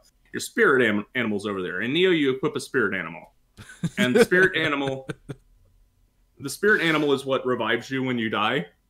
And it holds all your experience when you die. You can go pick it back up. But it's also the main major thing that gives you passive buffs. There's like 20 plus of these things you can choose from to equip. And I like to take the bull because the bull gives you more defense and has a handy charge attack you can use with magic that knocks down humanoid enemies. And if you fall in a pile of water, you don't have your spirit animal. If you switch to another spirit animal, your EXP just goes poof. But it's just a colossal pain in the butt. Because you're running around not in these other types of games, it's not that bad regardless of where you die, because you're going back to your corpse at the same power level you died at. You know, barring some exceptions like being human in Dark Souls 1 or Embered in Dark Souls 3. But that would be your first death following a boss fight, where you're probably not going to have that much experience saved up anyway, because you're not going to make it that far before you get to a save point. So you got your spirit animal somewhere on the other half of the map, holding all your experience because you fell in a hole, and not because anything killed you, but because you couldn't see where you were going, and you're now weaker and are going to get one shot if anything with a big enough fist throws an axe in your face, or whatever. So you're going back to your corpse, but it's not a fair corpse run. It doesn't challenge you the way it puts a much higher demand, I'll say, on the challenge of getting back to your corpse and showing that you learned from your mistakes last time. I don't mind the get back to your corpse system. I think it's actually a fairly okay system, because all it asks you to do is, okay, show us that wasn't a fluke. Which is fine. That's a perfectly adequate punishment, I think, for death. Show the game what you just did was not a fluke. Neo doesn't ask you to do that. Neo says, okay, you know that thing you just did? Do it better, because we're not going to give you most of your passive buffs. Enjoy. Yeah. It's like, okay, I hope it wasn't a fluke and that you mastered it in one go. I'm like, these games are built around dying, though. It's like, well, I hope you spent all your EXP last time you were at a shrine, because guess what? You step in another. And the worst part is there's one notorious level in Neo that is used in classes these days. I read an article a long time ago about how there's a Neo level that's being used in game design classes as do not ever do this in level design for any reason. This is a horrible idea, regardless of your opinions on the genre. And it's called like The Ocean Roars Again or something. You are on top of a shorefront dock, basically, that's been wrecked by a ton of yokai. And you need to get to a boat. The boat door is locked. Well, it's not locked. You can go fight the boss whenever you want, but you're going to die. And it's fairly close to the entrance. But it's guarded by a big giant boss with a big FU laser that'll one-shot you. So you've got to go around the level to light various braziers that'll make bonfires appear at the 3 points on the map where enemies spawn in the boss fight, so you can focus on just the boss and not have to worry about hitting enemies while you get hit by while you try to dodge his FU laser. The problem is it's on a dock, where apparently the concept of gradually getting deeper as you get out from land is not a concept. I do not know what the geography and oceanography is like in Japan. I don't know how steep the drop-off is once you get off the island. But apparently it immediately goes from land to bottomless pit as soon as you get into the dock area of the map. And if you step even a little bit, because this place has been attacked by yokai, right? To show this, they've got holes all in the ground. Narrow walkways between broken pathways. Having to climb up narrow rooftops to get around this thing on ladders. Like, it's a mess. And there are just holes everywhere on this stupid map where you can fall through. It is the worst design level everywhere because not a single one of your deaths will come from you not understanding the problem of what's in front of you and needing to figure it out. Not being able to beat the enemy because you did not have the right reactions to what it was doing. It's going to come because you were walking slightly askew of the direction you thought you were walking and slipped off a side of a log or stepped in a hole you couldn't see. It is the worst level in game design history that I can think of for 3D games. And I forgot this stupid level existed because I've just been replaying through the whole game because I'm mostly here just to listen to audiobooks. So this is basically Neo's Anor Londo Archers. And well, Blighttown, Anor Londo Archers, yeah, that. Except it's even worse. The Anor Londo Archers are bad because they are a section of a single level that have an absurdly stupid way you have to deal with them that the game expects you to figure out that is not intuitive at all. And nobody knows how to stutter step in these games. I don't even use it other than to deal with Anor Londo Archer type areas. And that is just where you have to use the back step function on the dash/dodge by putting the stick in a neutral position, halting your momentum and pressing back, because their arrows will cross right where you're at, which means their arc will expand outward behind you. So if you stutter step backwards on that narrow little walkway, as long as you're facing directly forward, their arrows will cross and go right past you. That is just a very stupid thing you have to do to deal with them. That or be a tank class with a huge giant dual-wielding shields to just walk through them. Those are about the only two ways to deal with those things, and not everybody has the equipment capacity to do that. In fact, about 99% of players don't. The Neo level is just bad because you're just going to keep dying from things that you in no reasonable way could think of a way around even. It's just going to be small accidents that are not challenging generally. Like, having your camera tilted slightly to the left and that's your reason for death while you were moving across a log, and it doesn't have to be a lot. It only has to be an itty-bitty bit, is incredibly frustrating. More frustrating than the stupid archers. The stupid archers are also one and done. You get past them and you're done. Yeah, you're stuck on them for 30 minutes to an hour, but you're done when you're past them. You don't have to deal with those stupid things until your next playthrough. The Ocean Roars Again is a whole level of this. And there are enemies throughout this stupid level too.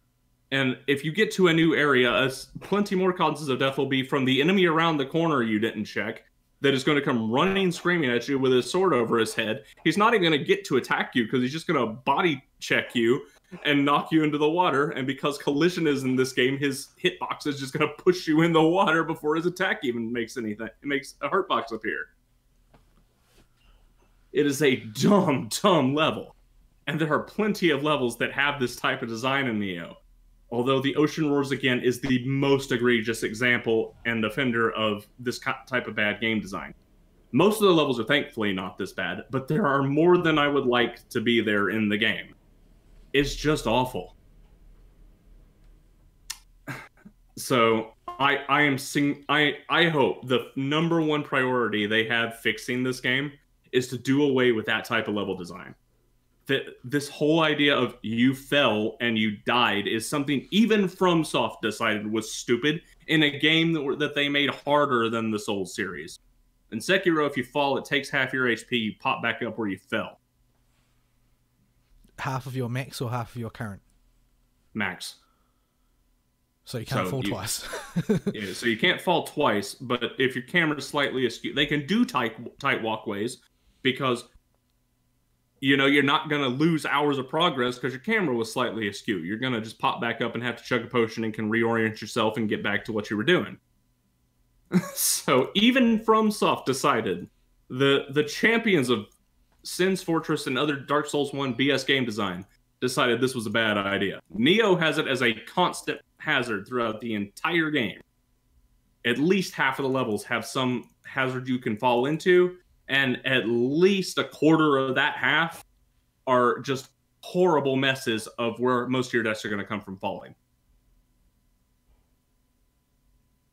So that is the biggest problem I have with the game. There are other minor problems I've been reminded of with this game too, in the wake of Neo 2, that I really hope get addressed. The first thing is the ki or stamina system. So ki is this game's version of stamina.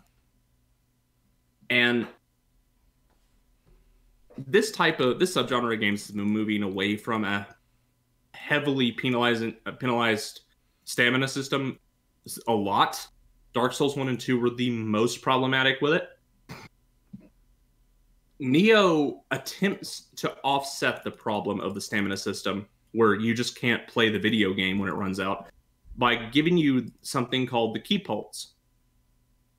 So if you tap a specific button, or I think it's the weapon change button, right when your stamina, so when you use stamina, depending on how long your combo was, the amount of stamina expended will be shown as a red bar or a white bar. It's a red bar. That will have a white bar begin to fill it up very quickly as soon as your combo ends. And if you press the weapon swap button, which doesn't swap weapons unless you designate a weapon to swap, so it's just the weapon swap button to toggle it on, so you can just push it and let go, and the toggle goes away, so that's not a problem. Once it fills back up all the way, if you press the button the second it fills back up all the way, you get all that stamina back instantly. And this is also tied to other mechanics in the game that also puts out a little pulse that cleanses the ground around you, so that any void zones that enemies can spawn can be gotten rid of by doing a ki pulse. And soon get your ki back. The problem is, I guess because they came up with the ki pulse system, they decided that ki punishment, when you're locked into either having to chain block something or chain dodge, if you take any love tap, all your stamina is gone. Oh, marvelous. Like, love so you're taps pretty will much take off a guaranteed whole to die quarter at of that it. point. Yeah, you need to be very deliberate with everything you do, and you've got to get your stamina back. It's not as bad as some of the instances of it in Dark Souls 1 or other games like that, but it's incredibly bad when paired with the amount of raw damage everything in this stupid game does. Everything in this game hits like a truck. Everything. There isn't a single enemy that will hit you for less than half of your health. Now, this is kind of offset because the healing in Neo is less focused on direct healing while you're progressing through the level, and more focused on passive over time healing that you'll get throughout the level through equipment bonuses and stuff. You'll get hots and things you get from equipment, like whenever you deal a finishing blow, get a weak heal over time effect on yourself, stuff like that. So it offsets it there. But the problem comes when you run into a really, really tough enemy like the Raven Tengu, who are the most frustrating enemy in any of these types of games that I've ever had to fight. And yeah, you just can't get hit by them. Period. I spend every slow spell I have on these stupid things in my inventory as soon as I see one, because if it taps you, you're dead. You will not have the key to block everything it does, and you will not have the key to do any damage to it if you do. So you have to dodge everything, and you can't get hit once, and they have giant health pools. There's some really wonky design decisions with it. I think it's the start of a good idea. I think the Keybolt system has a lot of potential, but I do not think it's executed very well in Neo. I think it is more frustrating than to micromanage than it is to have the intricacies that the system permits there in the game. It is not a system that I like. In fact, I am having nowhere near as much fun as when I was playing like Sekiro, which does not have a stamina system, by the way. It just increases the barrier for execution. It does not. It cuts a lot of the frivolous fluff in favor of execution, which is something that I really like. 2 more problems with Neo, and then a couple good things, and I'll end my week. Or 2 more bad things. The other thing, the living weapon system. This has been replaced by a yokai system, a yokai transformation system in Neo 2, and was primarily the reason I wanted to replay the original game, to remember what the living weapon system was. So the little spirit animals I mentioned before, after you kill enough dudes or get enough experience from any source, really, you'll fill up a gauge. And it doesn't take too terribly long to fill. You can usually use it about 4 or 5 times in a level. That lets you channel it into your weapon. And this makes your weapon hit like a Mack truck, makes you completely invincible. When you take damage, instead the living weapon gauge gets decreased, so the duration on your living weapon just goes down. And you just do a truckload of damage and are completely invincible and cannot be staggered. This effectively means no boss has a phase 3. Is what this boils down to. Because it goes off and you just wail on them. Yeah, you just swap whatever your current spirit is out for whatever for another one with an element that the boss is weak to, and it's usually pretty obvious. So you and then you go in there and you'll do the first 2 phases, and you'll get revved up for this really hard 3rd phase, living weapon instead. I'm like, okay, that was fun. Next one. It is implemented in a way that I do not like, because its obvious most optimal use throughout the entire made game is just skip phase 3 of every boss.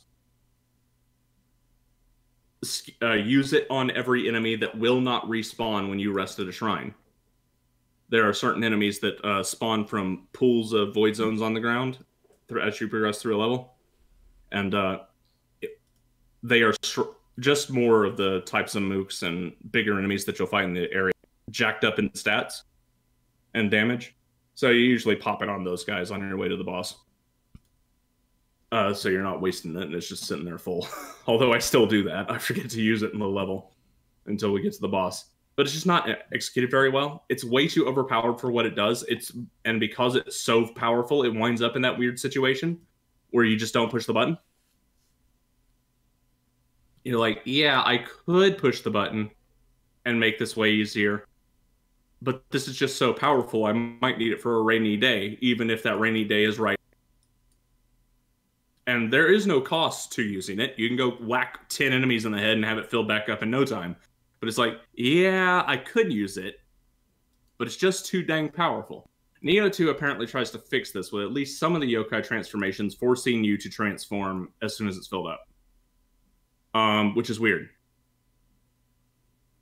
Which has the complete opposite problem of nobody will care about the mechanic because it won't be controllable. So it is going in the complete opposite direction for the complete opposite problem. Which is weird. Well, I guess we'll just have to wait and see how they pull it all together in the end. So it is an alpha, and they didn't call it a beta. They called it an alpha. I hope that's not the next thing that people start doing, because my image of an alpha is a game that only operates. It does not work. But they've got time to fix these things if the people playing it, give good feedback and they listen to it, as opposed to what is more likely to happen, where most people play it as a demo and don't bother to give any feedback. Yep. So, yeah, we'll see. One more bad thing, a couple good things real fast, and we'll go into the one news article I have and anything Vol has. And if there are emails, I guess we can save them for when Fern gets back. I already checked the box around any, because they don't love us. Okay. Yep. So, I'm dragging this on a bit because we really don't have that much this week. We're in the E3 Deltron. There is stuff, but it's either loaded or not interesting to talk about. And I don't mean loaded in a good way, but yeah. So the last bad thing about Neo, the item system is hot garbage. In what way? Okay. It is just way too complicated. There are 500 bajillion stats and passive effects that all do variations of different stuff. There is no genericizing anything, for instance. So damage over time affects getting an increase. Area of effect over affects getting an increase is not a thing. In Neo, there is increase to every type of the five or six elements in the game. Specifically, no general all elemental damage done increase. So there's a stat for all of that. There is a stat for all of the poisons and other and paralysis and other status effects you can both do and resist, and what can resist them.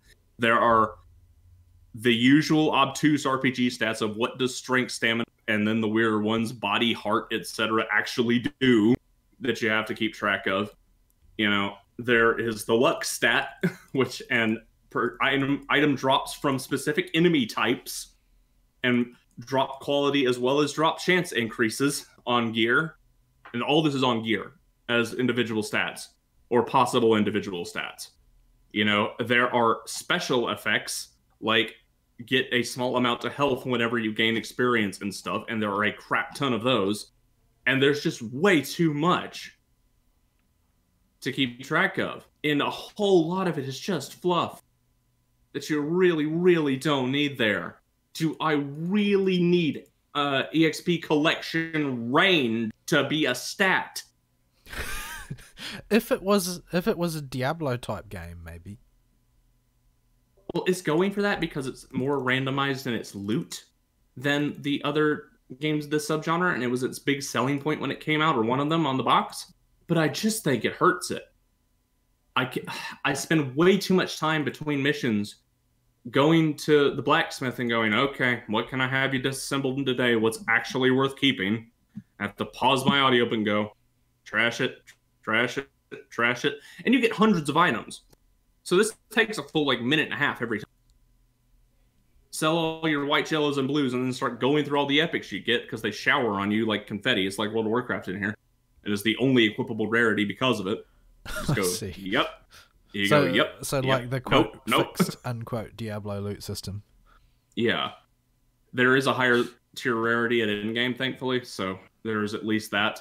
And what makes it even funnier is the revenants you can summon of other players at their gravestones where they have died, if you're playing online.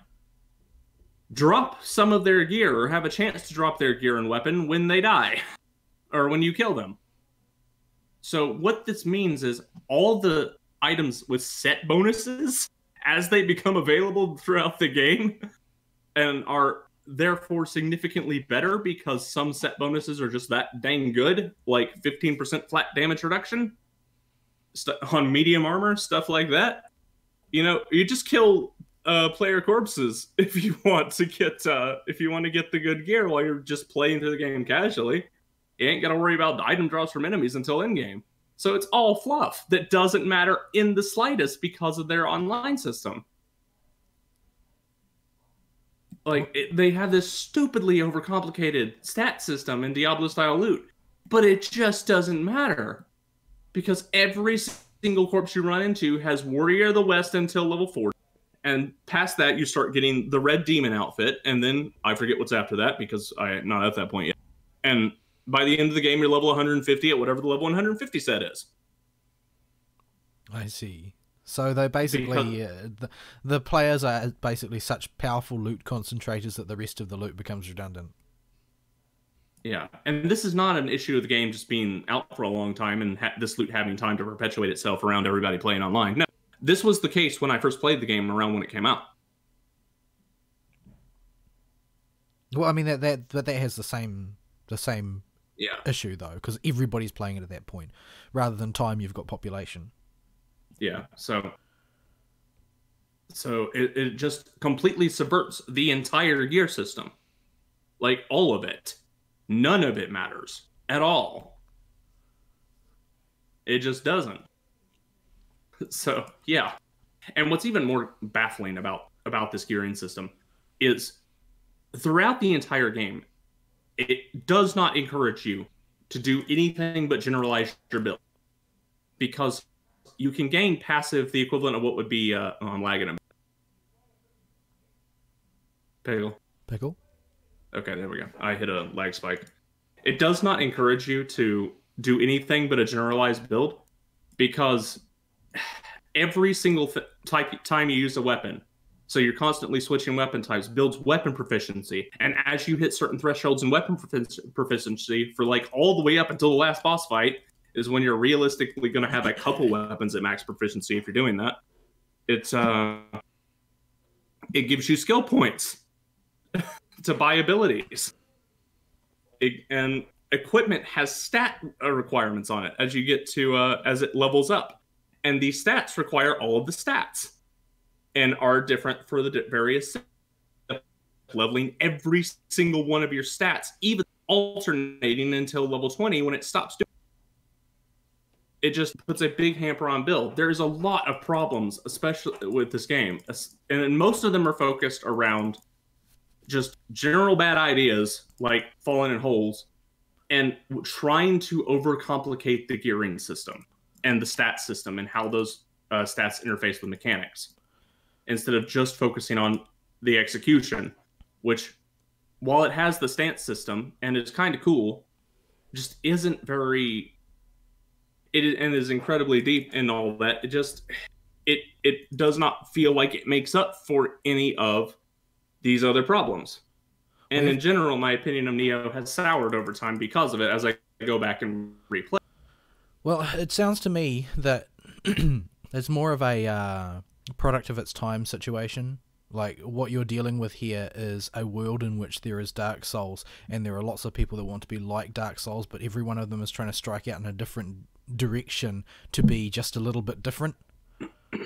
Yeah, and it's also a pre-Bloodborne or Blood... It came out around the same time as Bloodborne.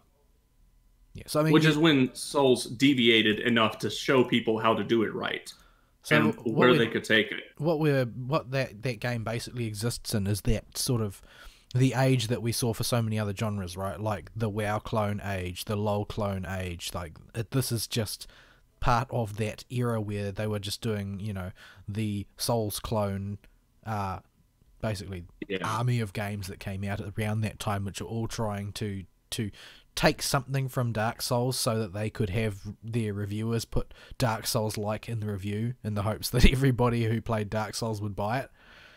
Yeah, it's that type of game. Yeah, Dark Souls is just one of those type of games that strikes out and creates a subgenre, or in WoW's case, genre, of video game, or at least codifies it if it did not create it. And well, I think that puts it in the public consciousness. In the case of World of Warcraft was basically they took the raw material that already existed for the MMO genre and then made it actually usable for a normal human being.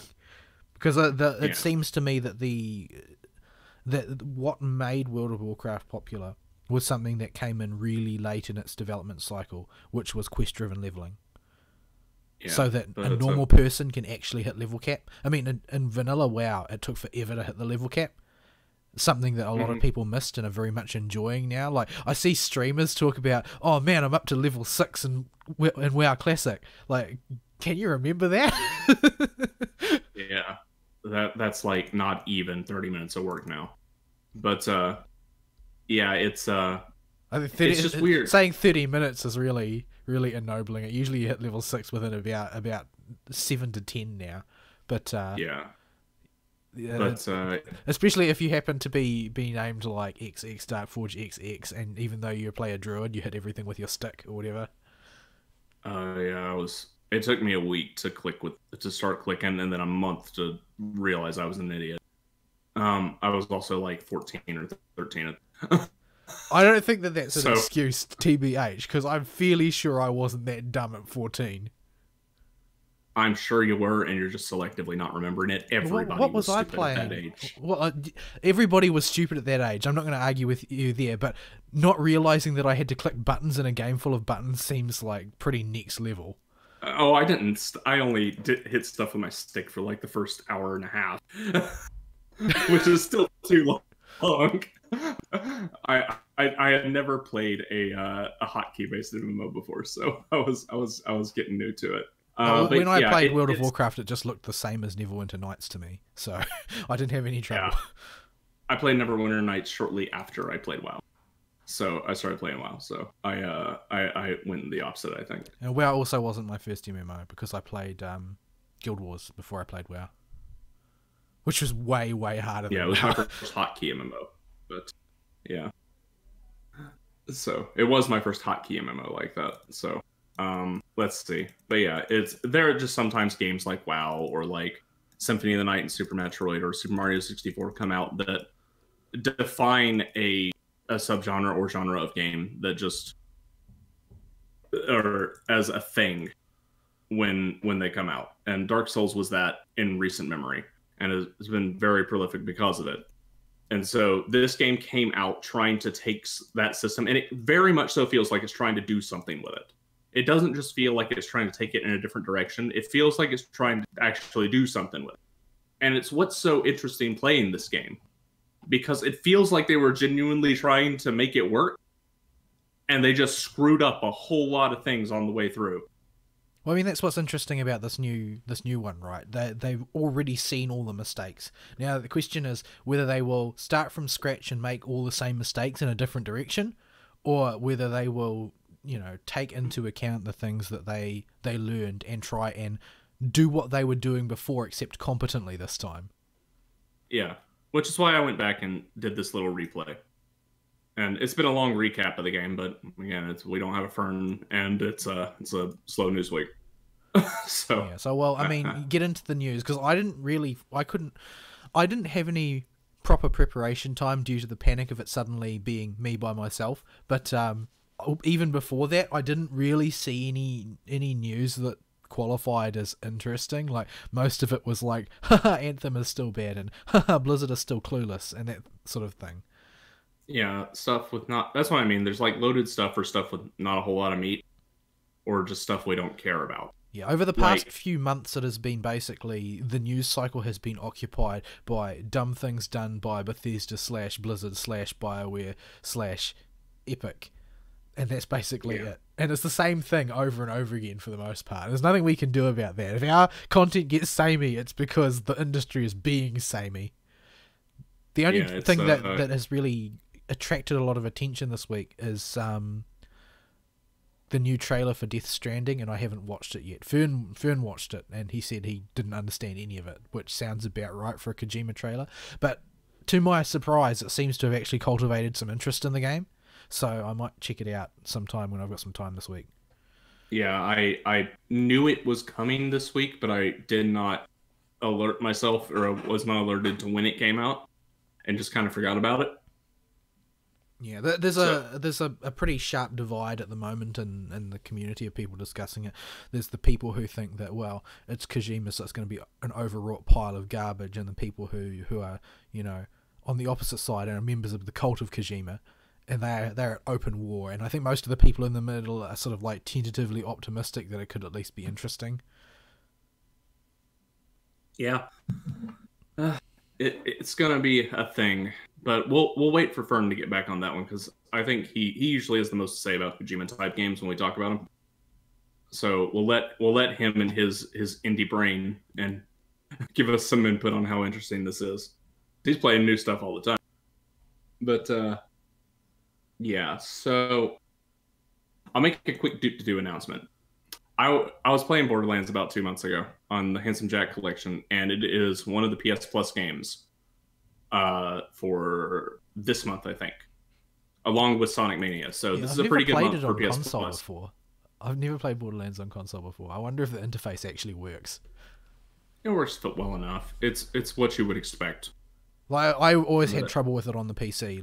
I always felt like it couldn't decide whether I was playing with a mouse or a controller.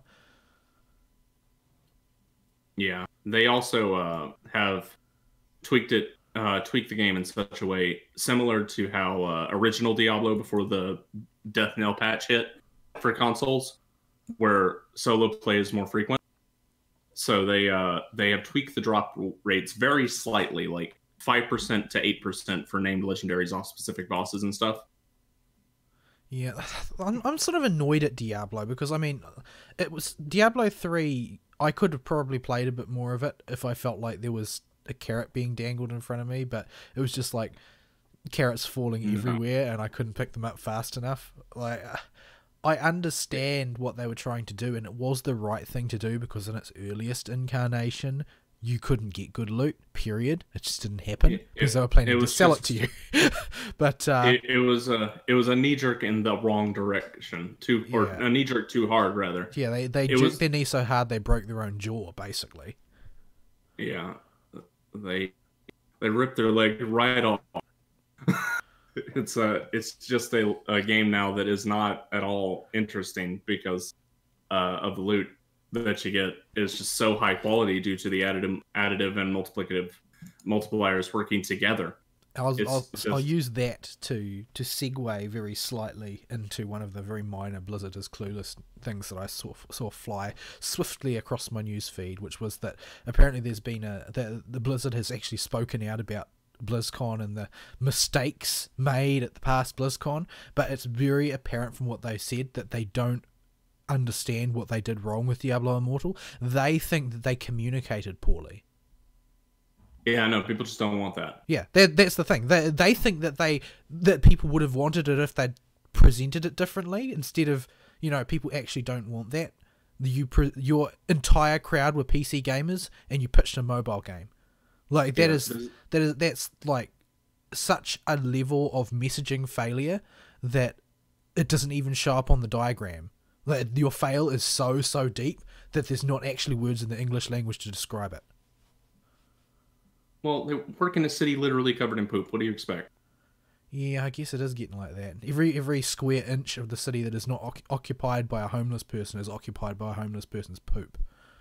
Yeah, just this was pointed out with the Daily Wire article I saw today that California, the major cities in California, are just covered in poop.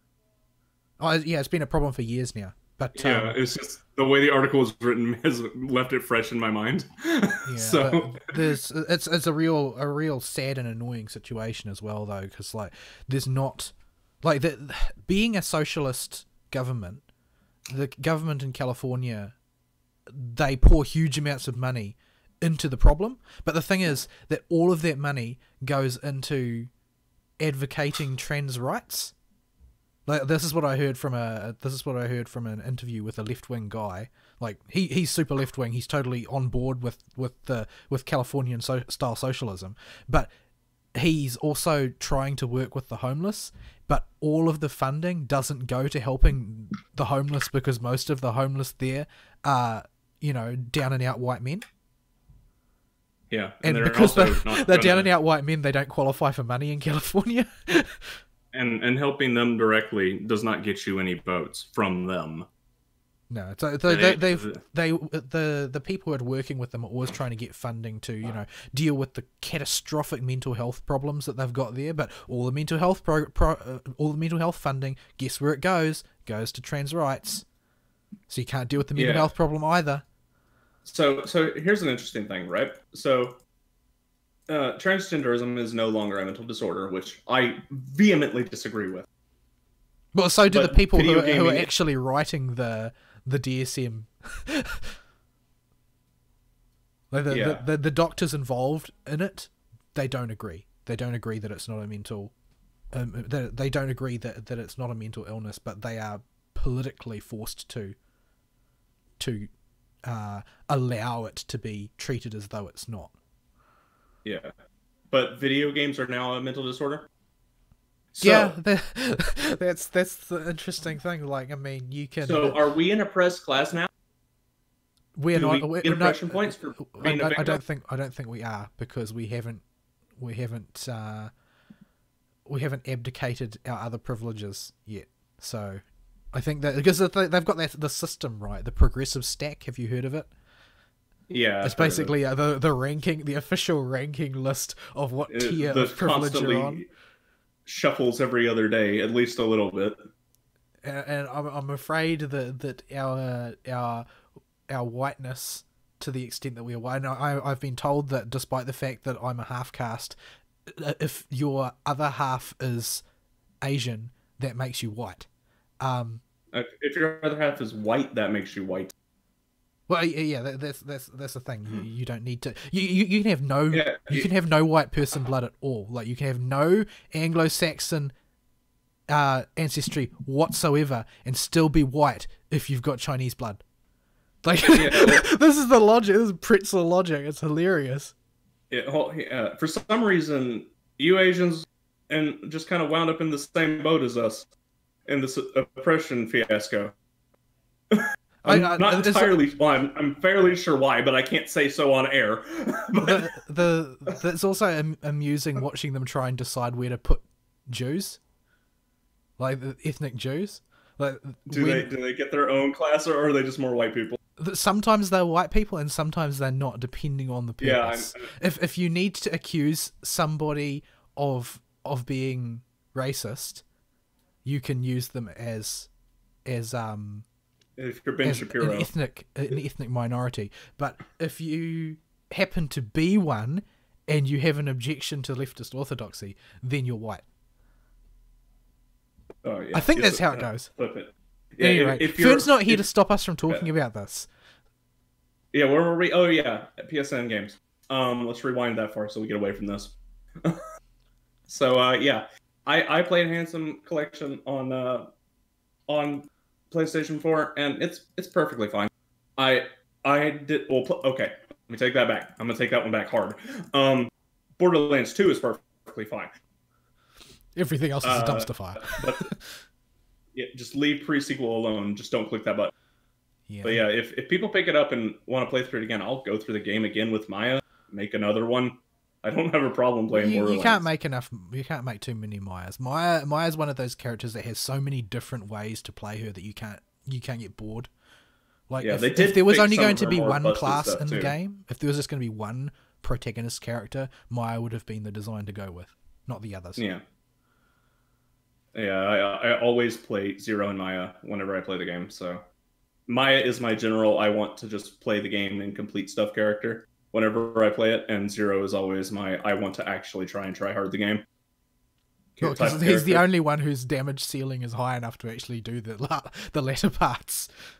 He's the only one that can solo raid bosses, yeah.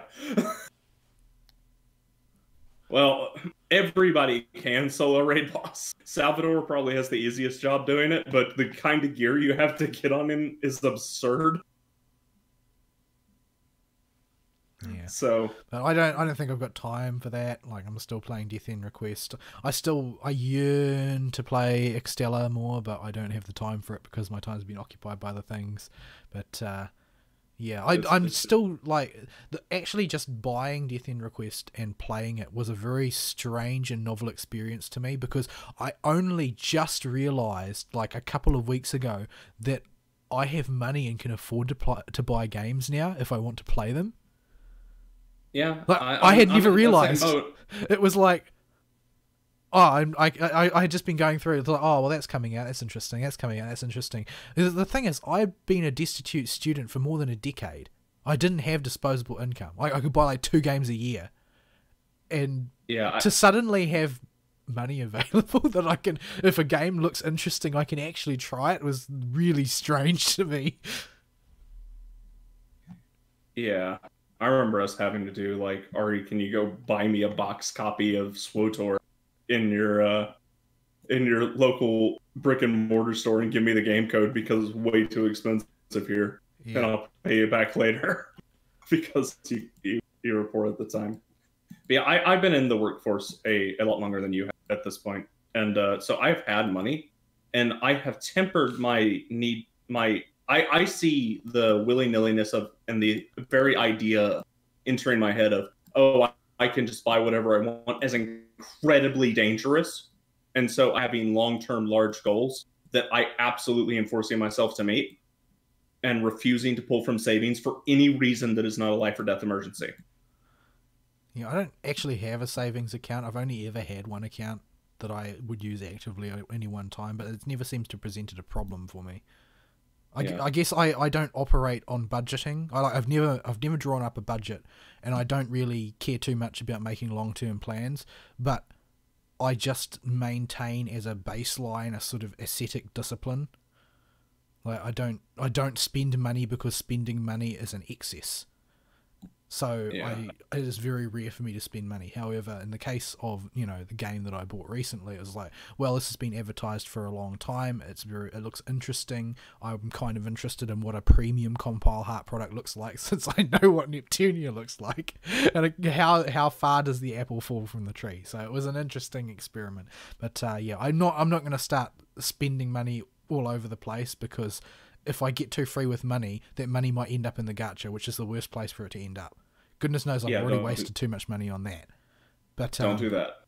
Yeah. But yeah. The gacha is dangerous. The gacha is very dangerous, and the gacha is probably going to end up being the flashpoint in the great war for government regulation over loot boxes, I think. Mm-hmm.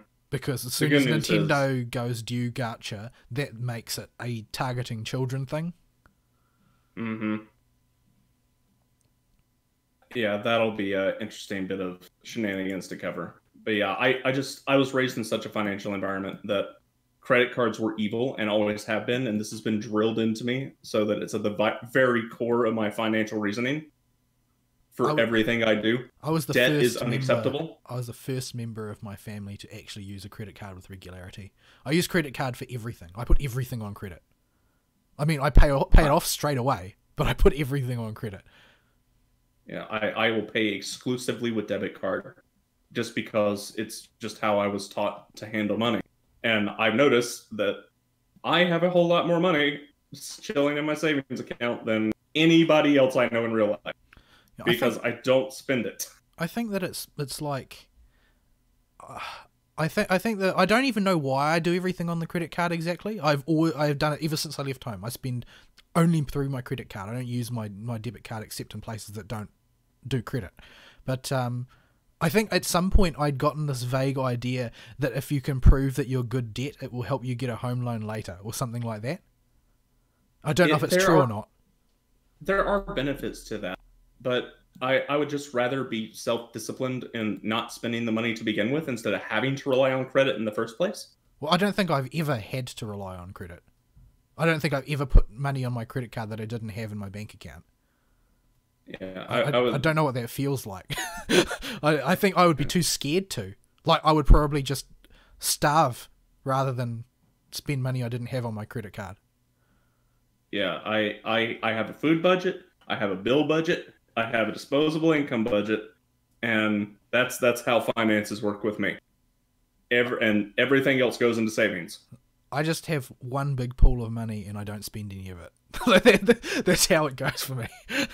Like, I spend the minimum necessary to get through each week, and that's how I spend money. I don't throw it around. I don't make a special point of making money untouchable either. Like, to be fair, I have more than one bank account. I've got bank accounts scattered around the place, but I treat them as emergency accounts by basically, I don't feel like using this bank anymore, so I'll leave that money there to rot, but it's there if I ever need to go back for it. Yeah. I do not trust myself because I have a history of doing very impulsive things, like, hey guys, let's do a show. Didn't you also climb onto the Capitol building once? Yeah, it is a history with me, and that extends into money. So I cannot trust myself to do it. So I impose restrictions and limitations on myself with budgets and debit card exclusivity, so that I do not have the option in the first place to mess with my finances. And that's just something that I have found has worked much better than just going, I'll just kind of spend, $100 on food this month, or whatever. I don't actually know how much it costs me to feed myself. I've never actually done the math. Probably not very much. It's $175 per month for food for me, and around $1,000 in bills, and everything else goes. It's like 100 or 150, 200-ish. I throw in disposable, and the rest all goes into savings. Yeah, I think I probably only spend about 150 or 160 New Zealand dollars a month on food, even though our food is way more expensive than yours. I only eat the most inexpensive garbage that I can find. I do the New Zealand equivalent of living on Lunchables as my standard practice. Most of my food expenses come from because I have to travel a lot for my job. I will be out of town, and will have been out of town since breakfast time, and it's now almost dinner time. And so I will have to resort to the dreaded fast food that is way overpriced. Yeah, I mean, I buy fast food relatively regularly. It's just that everything else that I consume is so budget that it doesn't really impact the food bill all that much. No, I think for me, all the money goes into bills as well, pretty much. Yeah, it's like bills are 5 times as much as the food budget. Fern, where are you? Please get better soon. Yeah, we're gonna sit. We are literally sitting here giving people a talk down to about financing. No, we're basically the show has bled into the after the show shooting the breeze, pretty much. Except that we haven't said anything that'll get us arrested yet. I could have real easily earlier. If you've got any more news, now would be the time to crap it out there, because if we lose track, you're going to end up saying something that you regret.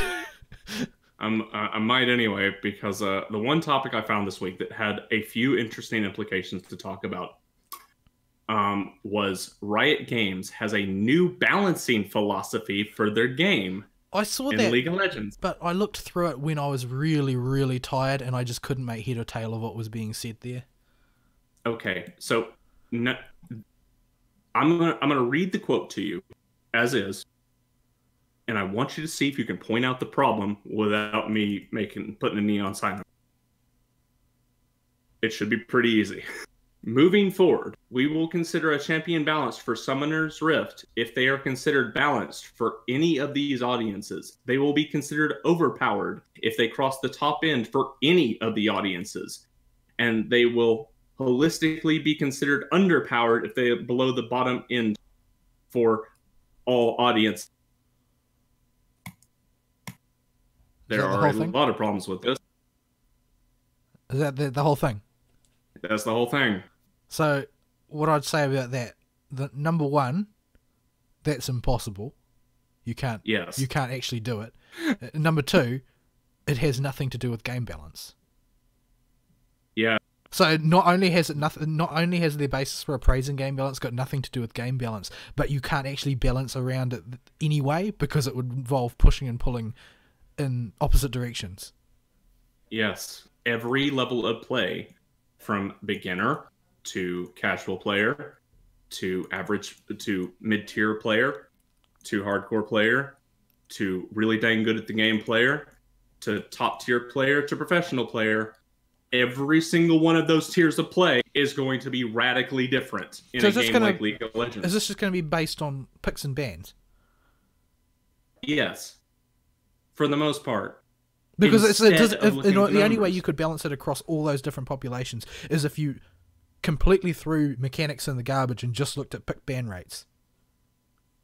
Yeah, which shows to me that Riot is going the way of Blizzard and does not understand their own game. Have they had a staff change? I know they had a staff walkout. There's a mess going on over there right now, but it's over wokeness in the poop city, so I don't care. And haven't read about it. But this just shows to me that they do not understand their player base, and they do not understand, because they mentioned specifically they will only be looking at pick and ban rate for everything, and there's no mention of character specific abilities, scaling, any kind of math at all. It is all just pick and ban rates that are mentioned in this. This does not demonstrate to me that Riot has an idea of how their game functions on its deepest level anymore. They are working their way towards Blizzard tier, where they just don't have a clue what they're doing. Well, the thing that I'm sort of mentally latching on to there with what you just said is that it doesn't demonstrate it. And what I'm interested in is, number one, what do they think they are demonstrating, and who are they demonstrating it to? Because they announced this. Look at the face of it. There is no... If they wanted to do this, let's say they wanted to do this, let's say that it was a neutral or a brilliant idea, it doesn't really matter. Let's say they wanted to do this. There is no need for them to tell anyone. And this should already have been part of the consideration anyway. So we are considering all levels of play and how each champion impacts it. So that should have been in the equation to begin with. Well, the thing is, like, they don't need to tell anybody this. So that means that they've got some idea about how people are going to react to this. So what do they think who do they think that they are announcing this chiefly to? And how do they think those people will react? Because I think that what you're looking at is a lot of their top tier leaving the game. Because they know that the moment that they get good at a character, that character will get nerfed. I think they have realized at this that their stable player base is now there, and they're not going to draw any more players into it. I think people that are coming... My suspicion is that they have realized that 99% of their player base play exclusively ARAM. Yeah. Because ARAM will not be affected by this in the slightest. I do not know the logistics or ratios of League of Legends play anymore. I dropped the game when they started making some really questionable decisions, and I started needing to do other things like be an adult. And it's a good thing too, because I use the amount you spend on your League of Legends account to justify my spending on FGO. Yeah. If you let that number get any bigger, I'd be in trouble. Yeah, I that is a big reason I started the budgeting in the first place. What, because you tallied it all up? Because I looked at the purchase history. So yeah, I went through and I'm like, oh, that's a lot of money. So yeah, it doesn't make any sense at all. Even if we just take this in the context of proper Summoner's Rift rank gameplay, right? Which is probably the only reason you would go this far in balancing. Any sense to balance by pick and bans the way they've got it here, because pick and bans will not be consistent at all across different skill levels. Top tier is not going to bench the Kench. That's the only meme I know from recent-ish League of Legends after I quit. But you know, at mid tier and lower they are, because he's too easy to play and gives too much of an advantage for too little skill input. You know, there is a champion skill factor here that is not equated for, in addition to the math. There are champions that are just way easier to play and get better results. I think that even that's still getting the cart before the horse. I think that the problem is that they are setting themselves up for a deliberate moving target situation. Like, this plays into my early theory about World of Warcraft that I developed around the time of Frozen Throne, which was... What was Frozen Throne called? Wrath of the Lich King. I developed the theory around that time that the reason that Blizzard kept doing pointless and swingy adjustments to classes was to make people talk, and it was nothing to do with balance, because that's what this will do, because things will be very swingy. Like, for instance, let's say Nautilus and Hecarim see very little play. No, this is an example I don't actually know. Let's say Nautilus and Hecarim see very little play in sort of middle tier where the bulk of people are. And let's say that Sona and Soraka seem to see a huge amount of play, a staggering amount of play, because they're both accessible. Now, what's the reaction going to be to that? Well, the reaction going to be to that is that, oh, well, we have to nerf Sona and Soraka because people are playing them too much. Then let's say that people will decide, oh, well, I mean, those are gone. We guess we have to try something new now because they're getting, the more we use them, the more they get nerfed. So let's try something else. They try Nautilus and Hecarim. They get good at Nautilus and Hecarim. And I've seen good Nautiluses and Hecarims, and holy cow, the amount of power you can get out of those classes. What happens? Oh, well, I mean, they get nerfed as well now. So that moving target gets dropped. And so you move on to say, who's the gay gem knight? And somebody else. Tarek. Yeah. I'm using supports because they're the ones that they're the most see the most susceptible to this. Well, yes. that's the most static in use habits in mid tier. So basically, you're going to set yourself up for a situation where you're going through an endless wheel of nerfs and buffs, which is basically the game development version of a 24-hour news cycle. Yeah, That it's just designed to hook people into watching to see who gets nerfed and buffed. Yeah, it is breeding inconsistency in the game, which is very dangerous, especially for champion loyalists. Like, I played Katarina for almost exclusively for like 4.5 months of playing that game, and went on a 50-game win streak with her, and got really dang good with that one character. But it was just, what are people going to do if they like to do that? They're going to be stuck in this yo-yo where they don't know if their like champions their character might just get completely tanked tomorrow. Like they'll just be useless, and suddenly all of the skill that you built up on that character becomes worthless because they took away all the secondary effects from their second and third abilities. They just do damage now. Oh. I guess none of those skills are transferable anymore. They can't do anything.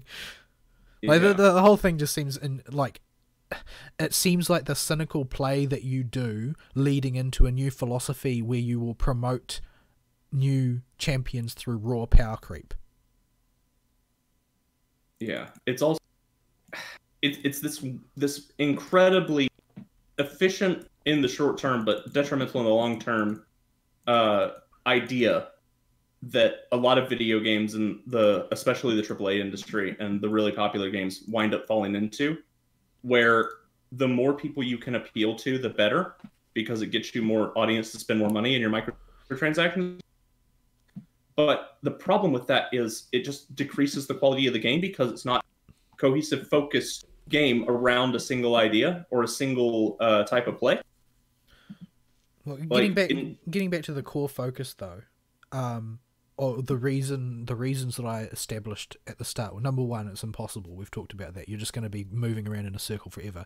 Number two, and I think that this is the more important one philosophically, is that this is not actually a way of adjusting game balance. This does not take game balance into account at all. None of those mechanics have any relationship to the pick and ban rates. If you're covering every single class of play at once, that means that you are not actually looking at the game mechanics. You are looking at gamer psychology. So you are balancing relative to psychology and not to mechanics, which means that the game does not have as an ultimate goal being balanced. It has as an ultimate goal making money.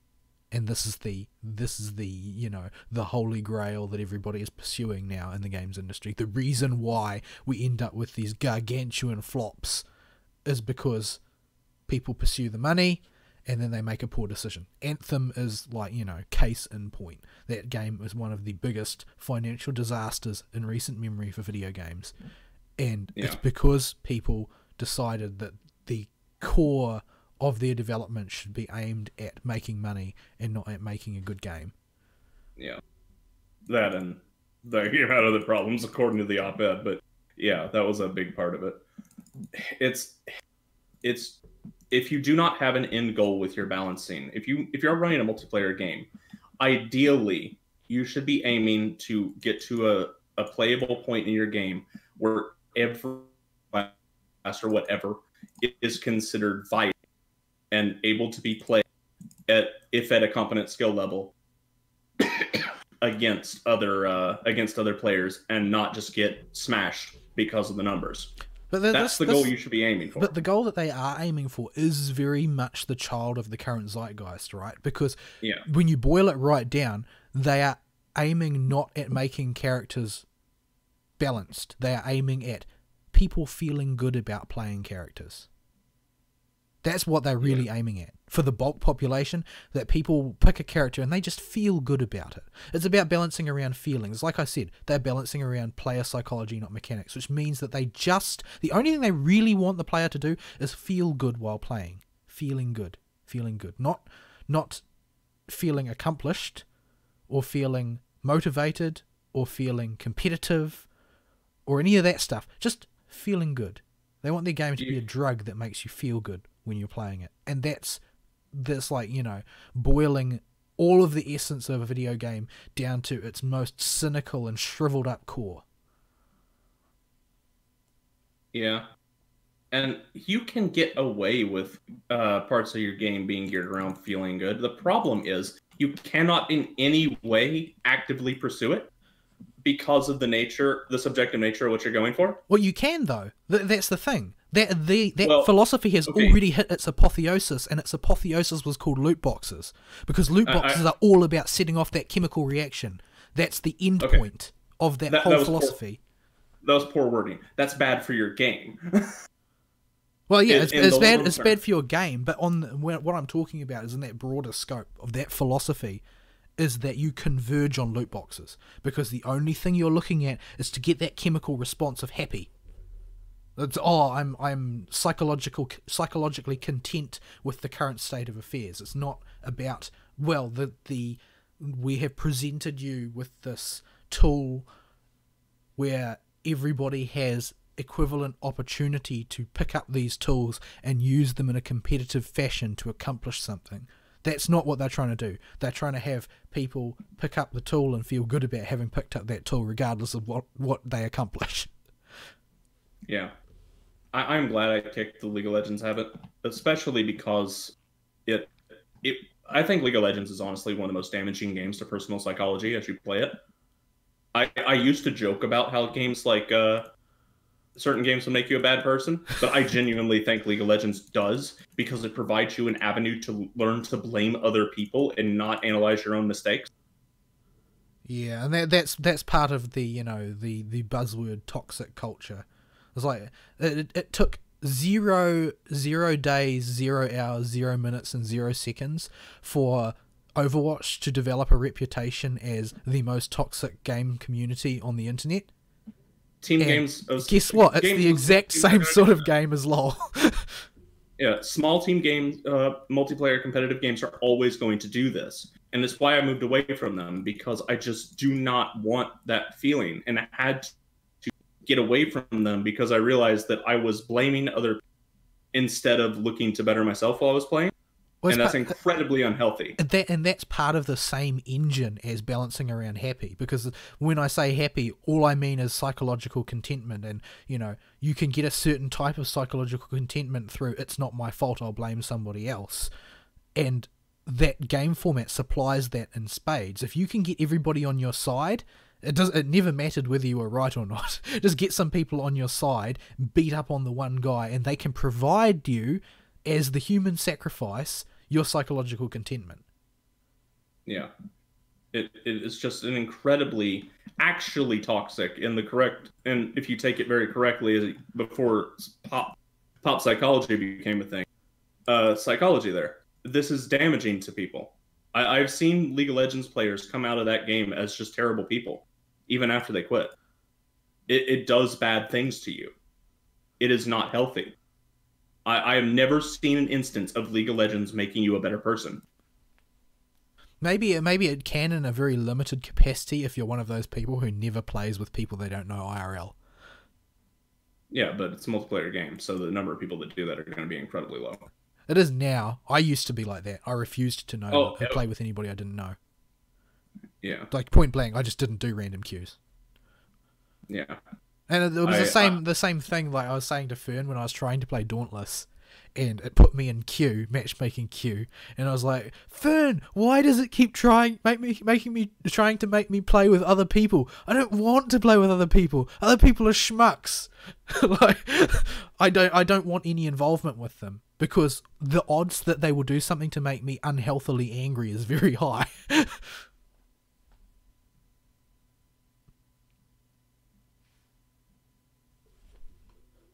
Pickle. Whoops! I had my mic didn't unmute. Yeah, I was like, why is this mute icon up? Yeah, the button didn't register, but yeah, it's a thing that just kind of happens, and you have an incredibly low threshold for getting angry. I do not have that same kind of low threshold for getting angry at people, but I noticed while I was playing League of Legends that my threshold was getting lower and lower the more I played it, and that was the big turnoff for the game. Eventually, I got to a point where I stopped taking it as seriously, and therefore was not as good as a player. But I was a lot happier while I was playing. And then I just quit altogether, and I was way happier. I quit WoW for the same reason. I never had that problem with WoW at all.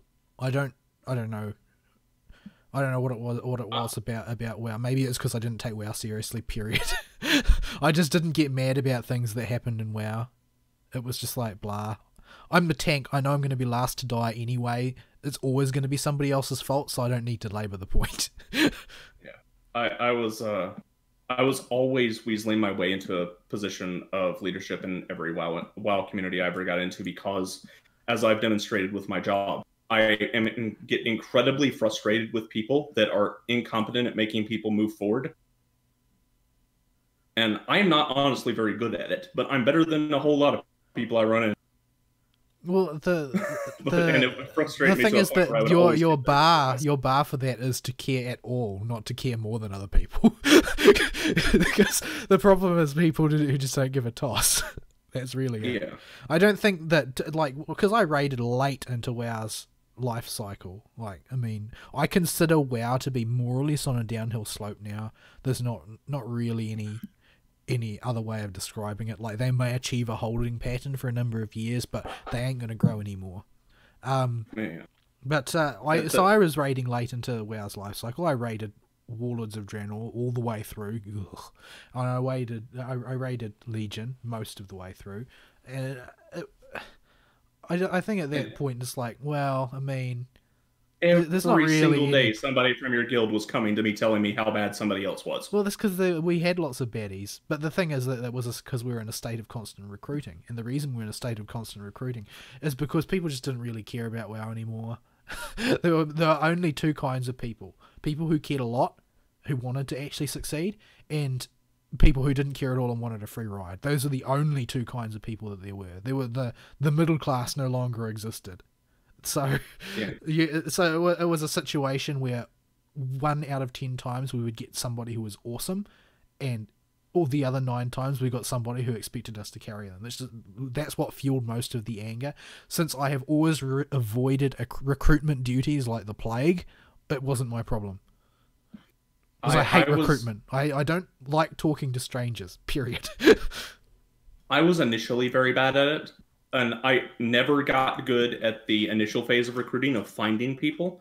But eventually I grew into the role of taking up the tail end of recruitment, following up with people that got freshly recruited, and would usually handle that pretty okay.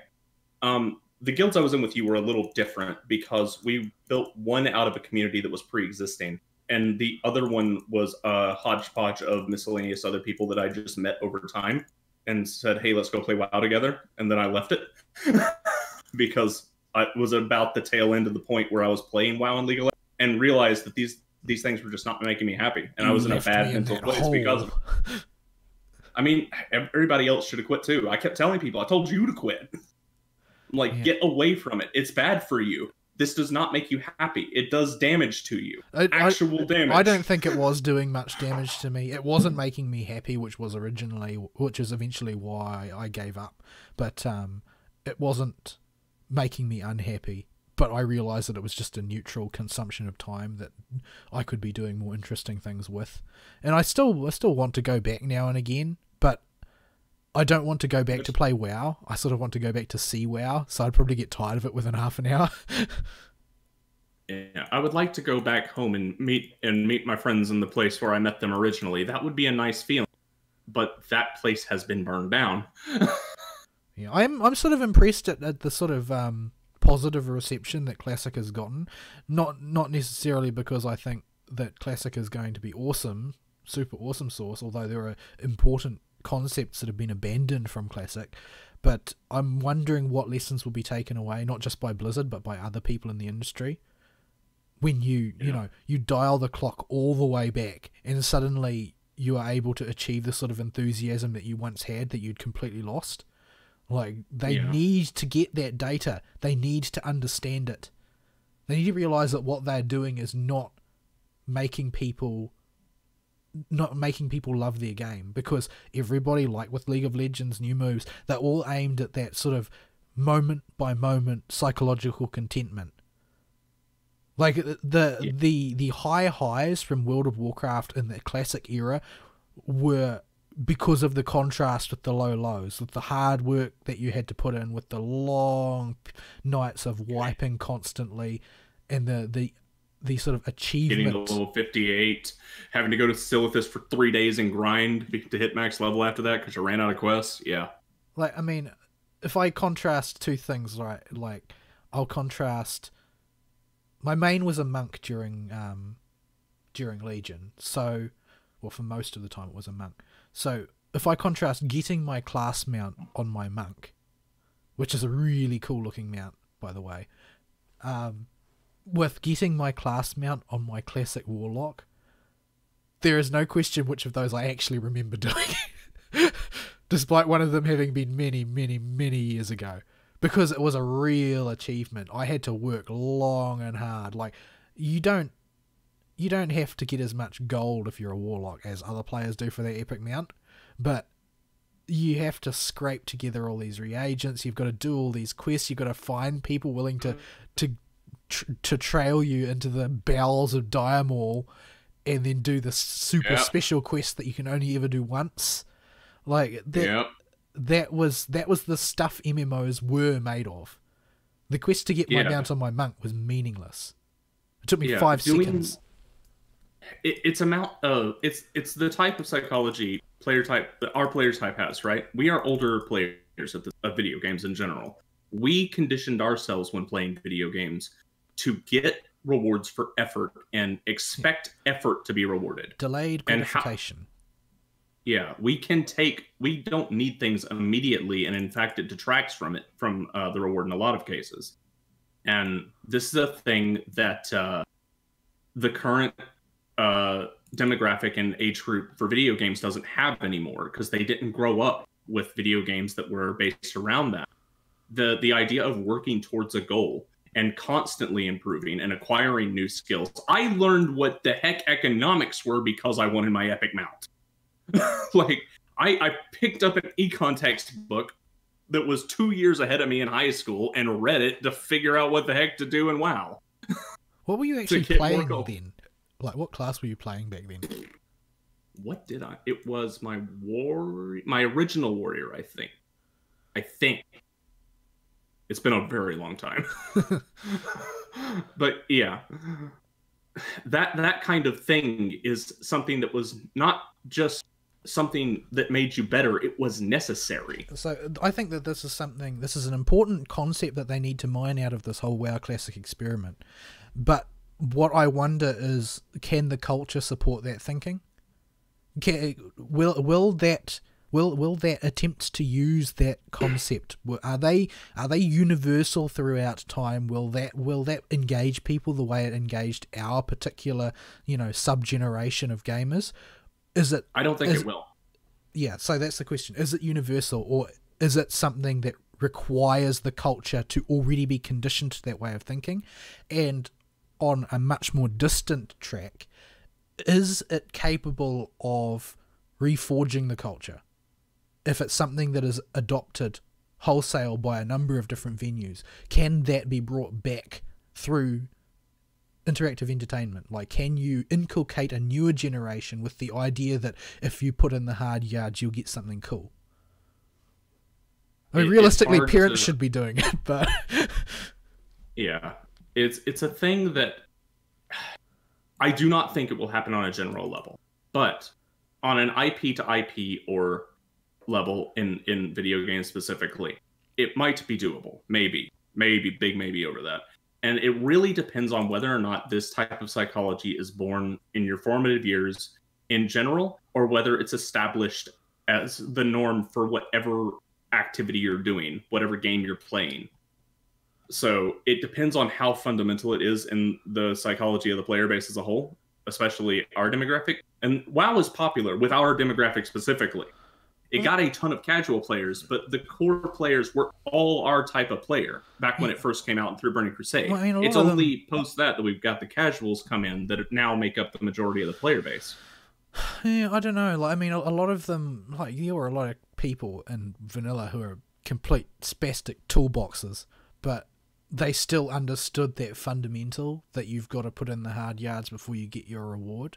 Like, they were all different kinds of people from different backgrounds, different levels of sort of economic and family backgrounds that all had in common that understanding that when you put in the hard yards, then you get your reward. Yeah. Did the people who did not agree with that philosophy, did they move in before Blizzard started to cater to them, or did Blizzard try and grab them and then pick them up?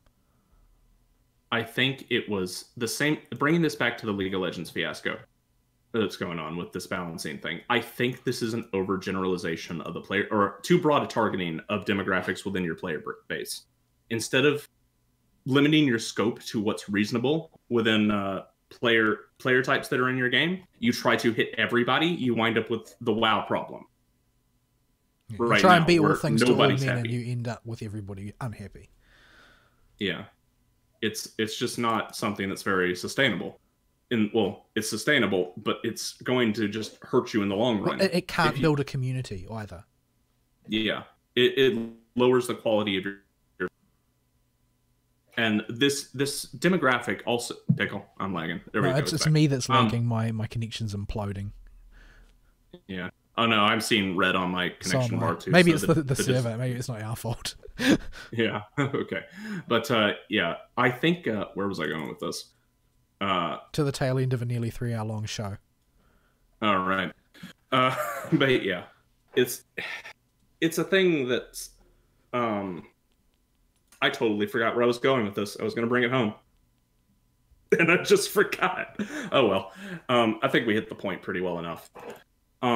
It's a thing that is very dangerous, this type of scope targeting.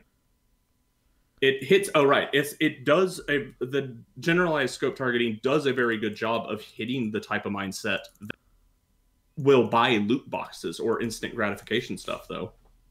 And I think they have just realized that's more profitable in general. And when a game loses its general focus on a work ethic of any kind being rewarded, it just does not become a game that is made for people like us who are older and want that in a game. I mean, it is totally something different. Just running afoul of what everything eventually runs afoul of. Like, games were once you developed them in order to fulfill a dream, and now you develop them in order to make money. Like, if you're a bean counter, you will abandon the 49% in favor of the 51% because you get more money that way. Like, that's the way it goes. It just is. You start off with the perhaps misguided intention of targeting everybody, but in the end you only target the easiest money. That's where you end up. That's always where you end up, because ultimately one of your demographics is going to produce the optimal amount of money per head. That's just the way it is. And if you can't remember that you had a dream to make a great game, then all you will be a money engine in the end. Yeah. And it's part of the cycle that every industry ever that provides any non-essential commodity has gone through. Why do you think that the Hollywood churns out nothing but reboots? Yeah, every single industry goes through this exact same cycle. Somebody will have a dream or a great idea. They will do something for the love of doing what they're doing, and their their reward is the reputation and experiences that the people that experience whatever they made are having. And eventually it will go to what you were talking about earlier with money.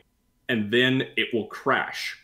And the money will not be there anymore because people will get tired of it, because the same type of people that want instant gratification are fickle, incredibly fickle. They do not stick with the same thing for very long. Yeah, Part of the reason they impulse buy things is because they are so fickle. And then you end up running on the treadmill with everybody else, always trying to jump on the next bandwagon, always trying to be the next big thing. No actual security is guaranteed there. Like, it's not a good business strategy long term.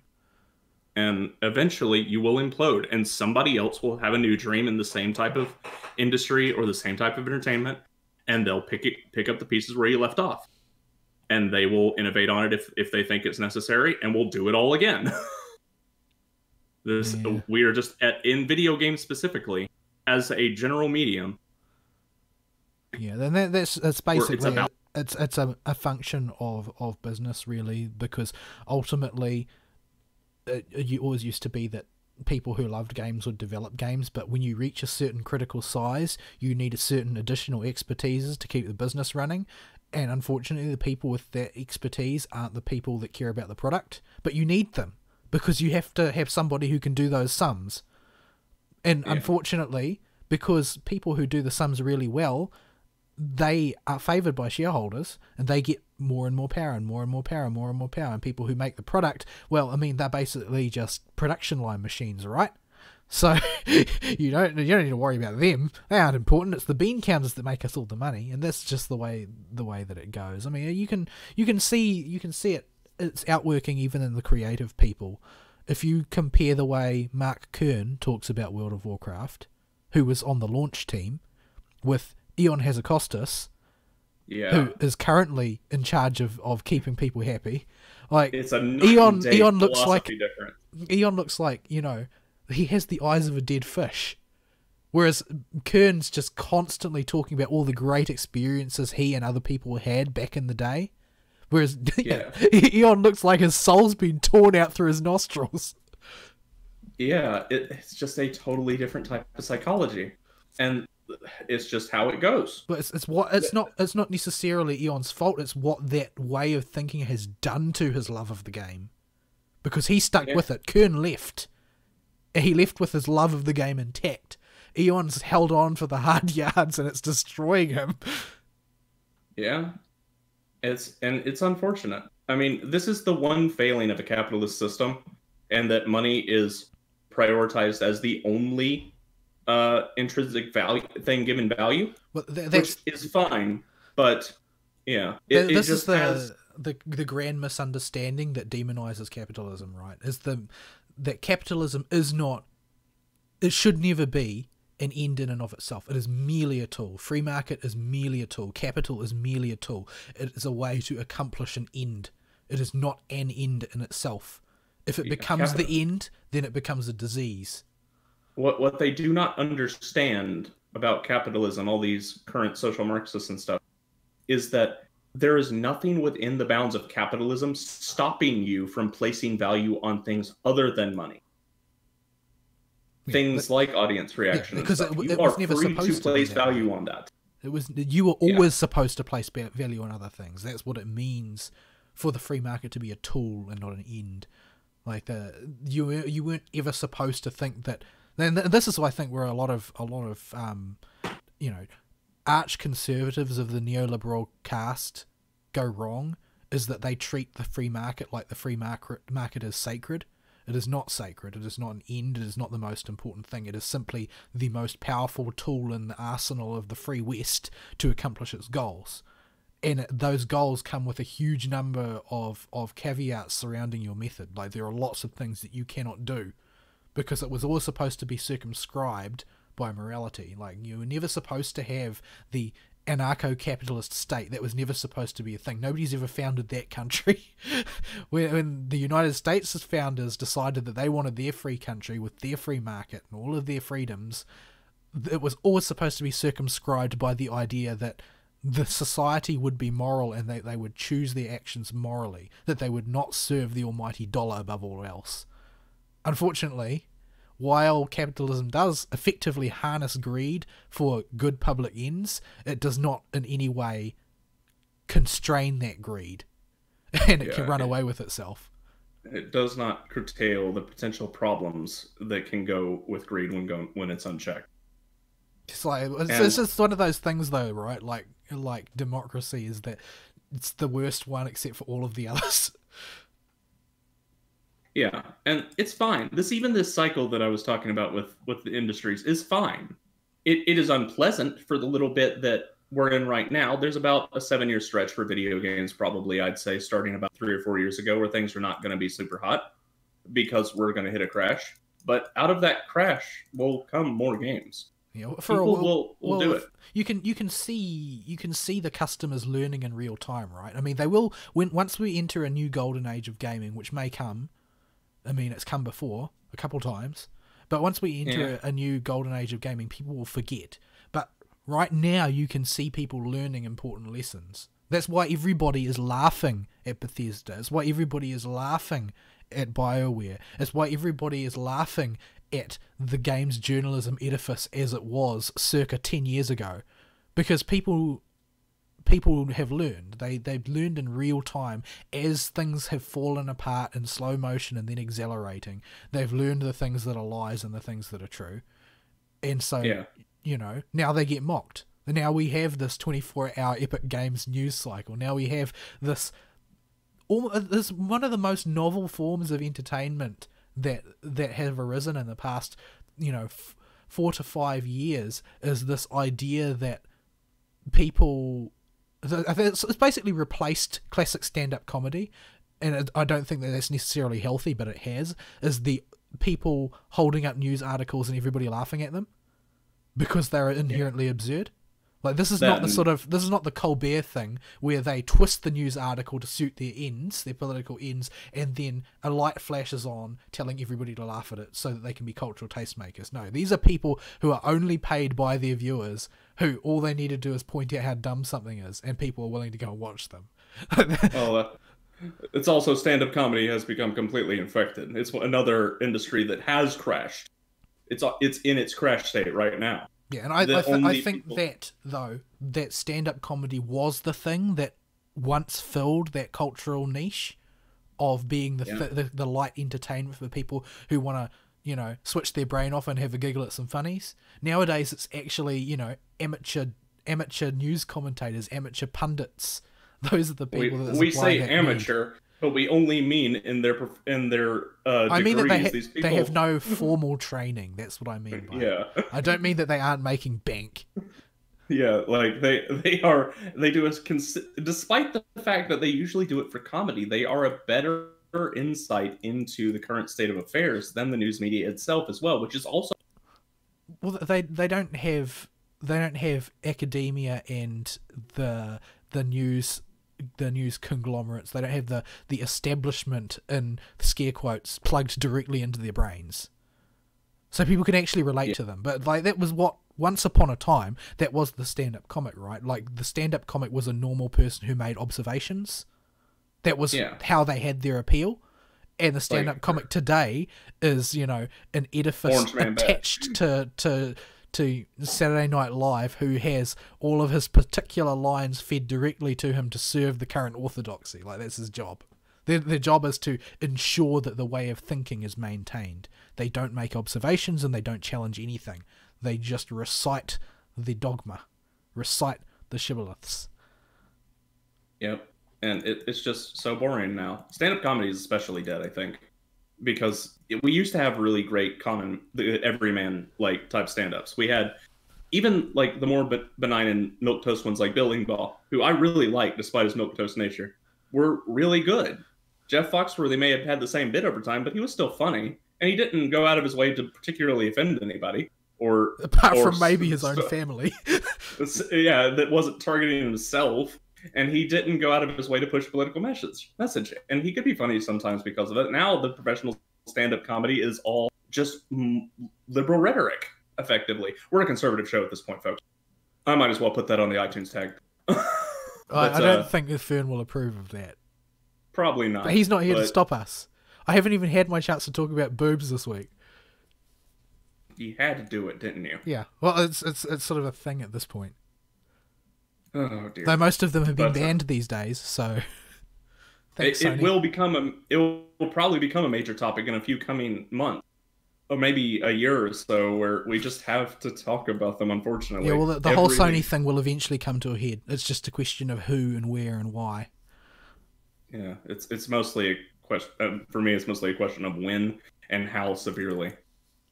Yeah, So, yeah. I really hope that it comes down in favor of more boobs, which is really bothers me because I'm generally speaking opposed to more boobs on a personal level. The problem is that I don't want to be told that. Thing. I was actually very mad this week about content like that because my favorite VN Mal or G Sentinel Mal got hit on the Steam store. A lot of the Oh, because it's got an 18 plus patch, right? And it got reamed. And it didn't just get the 18 plus patch hit. A bunch of the other stuff like minor translation fixes and optimization stuff got cut to, or excerpts from, or the mid tier patch even got removed, which would there is like for instance, there's a scene during A State of Anarchy where the protagonist and the lead girl have to pretend to be part of these crazy anarchists that are running around and literally just causing mayhem, raping people and destroying property and killing people on a whim. And so they have to fake it in a corner.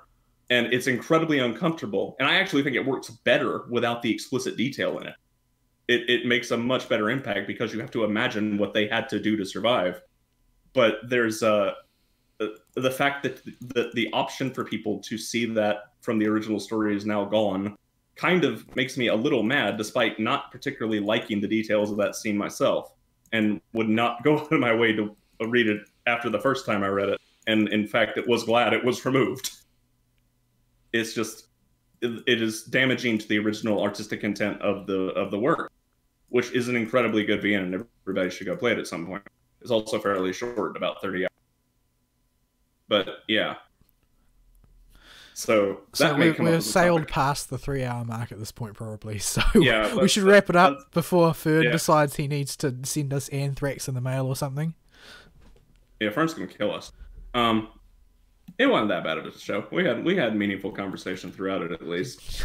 maybe. It was not without insight, at least. Closing comments are: I'm so glad the glory doesn't rewards you've already bought in Neo don't reset, because if I had to buy another female skin, I would be very angry. The new weapon moves in Monster Hunter look pretty cool, but I still don't like the charge blade.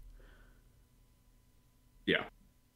So I think that's about it, folks. What do you think of the state of the games industry at the moment, with everything we talked about and the cycles it's going through and the appeal to what demographics? You can write us about that. Hopefully we have for next week. Going in the tradition of whenever I do warn the co-host I might be late, I am on time, and it turns out to be a non-issue. And whenever I think, okay, this shouldn't take that long, it winds up making me late. We have run into that once again this week. It just unfortunately started with a solo show for the first 20 minutes until I got here. That was scary. Please don't do that to me again. Yeah, it's somebody couldn't walk and chew bubblegum at the same time, and I had to go fix it. So yeah, I think we are done, folks. We will see y'all next time, I suppose. Hopefully with Fern, because we need him back after this, I think. Yeah, quite badly. He's not going to be happy when just he listens to this. Every single one of the Librarian and Marshmallow show needs to be just tagged with warning conservatives talking. Well, look at it like this. It wasn't episode 0. It wasn't episode 0. I don't even remember what happened during episode 0. I just remember it was atrocious and it's on a hard drive somewhere. There's a lot of complaining about certain members of the VTW community who are trying to make everything revolve around themselves. Yeah. Ostensibly, VTW is... Well, I think ShowX is actually still around, so I think it still exists. Yeah, they still do stuff. They're more important than we are, I guess, because they have the I don't rig know. and they have the passwords. They have docs, so they don't have to run around looking for a ghost whenever the access to the broadcast rig expires. But I think that they've moved wholly over to YouTube as well, like most people. Yeah, we are. We have nobody that watches us on YouTube. We had like 50 on iTunes, 50 to 2,000 at our peak. I have no idea what we were at when we switched to YouTube. Nobody watches us on YouTube. Yeah, well, we don't know how to do promotion, and I haven't got the time to actually study it. I mean, there are courses you can do online that teach you how to do the marketing required, but I don't have the time to do the study, and I don't have the time to actually carry out the marketing for that matter. And it doesn't really matter, since if anybody actually looked at our videos, they just get reported and taken down anyway. So yeah, I don't want a specific a super large audience. That would be quite bad, I think. I'd be content with a small audience. I was content with that forever. Yeah, I'd be happy with a small audience that didn't report us to YouTube and get all our stuff taken down. Well, you can interact with a small audience. You can't interact with a huge audience. You wind up with the Nick Rekieta problem where he sits there and reads super chats for 20 minutes and you have to skip ahead and Well, we would probably get banned anyway if we were, so there's no point worrying about what would happen if we were taking money, which we don't. Yeah, we have no, we demand nothing from y'all, and we minimize the costs on our side to do this as cheaply as possible. Yeah, mainly when I buy new equipment, I buy it because I think it's cool, not because I need it to make the show better. Yeah. So, all right, folks, I guess we'll close it out. So we will see y'all next week. Sayonara, bye-bye.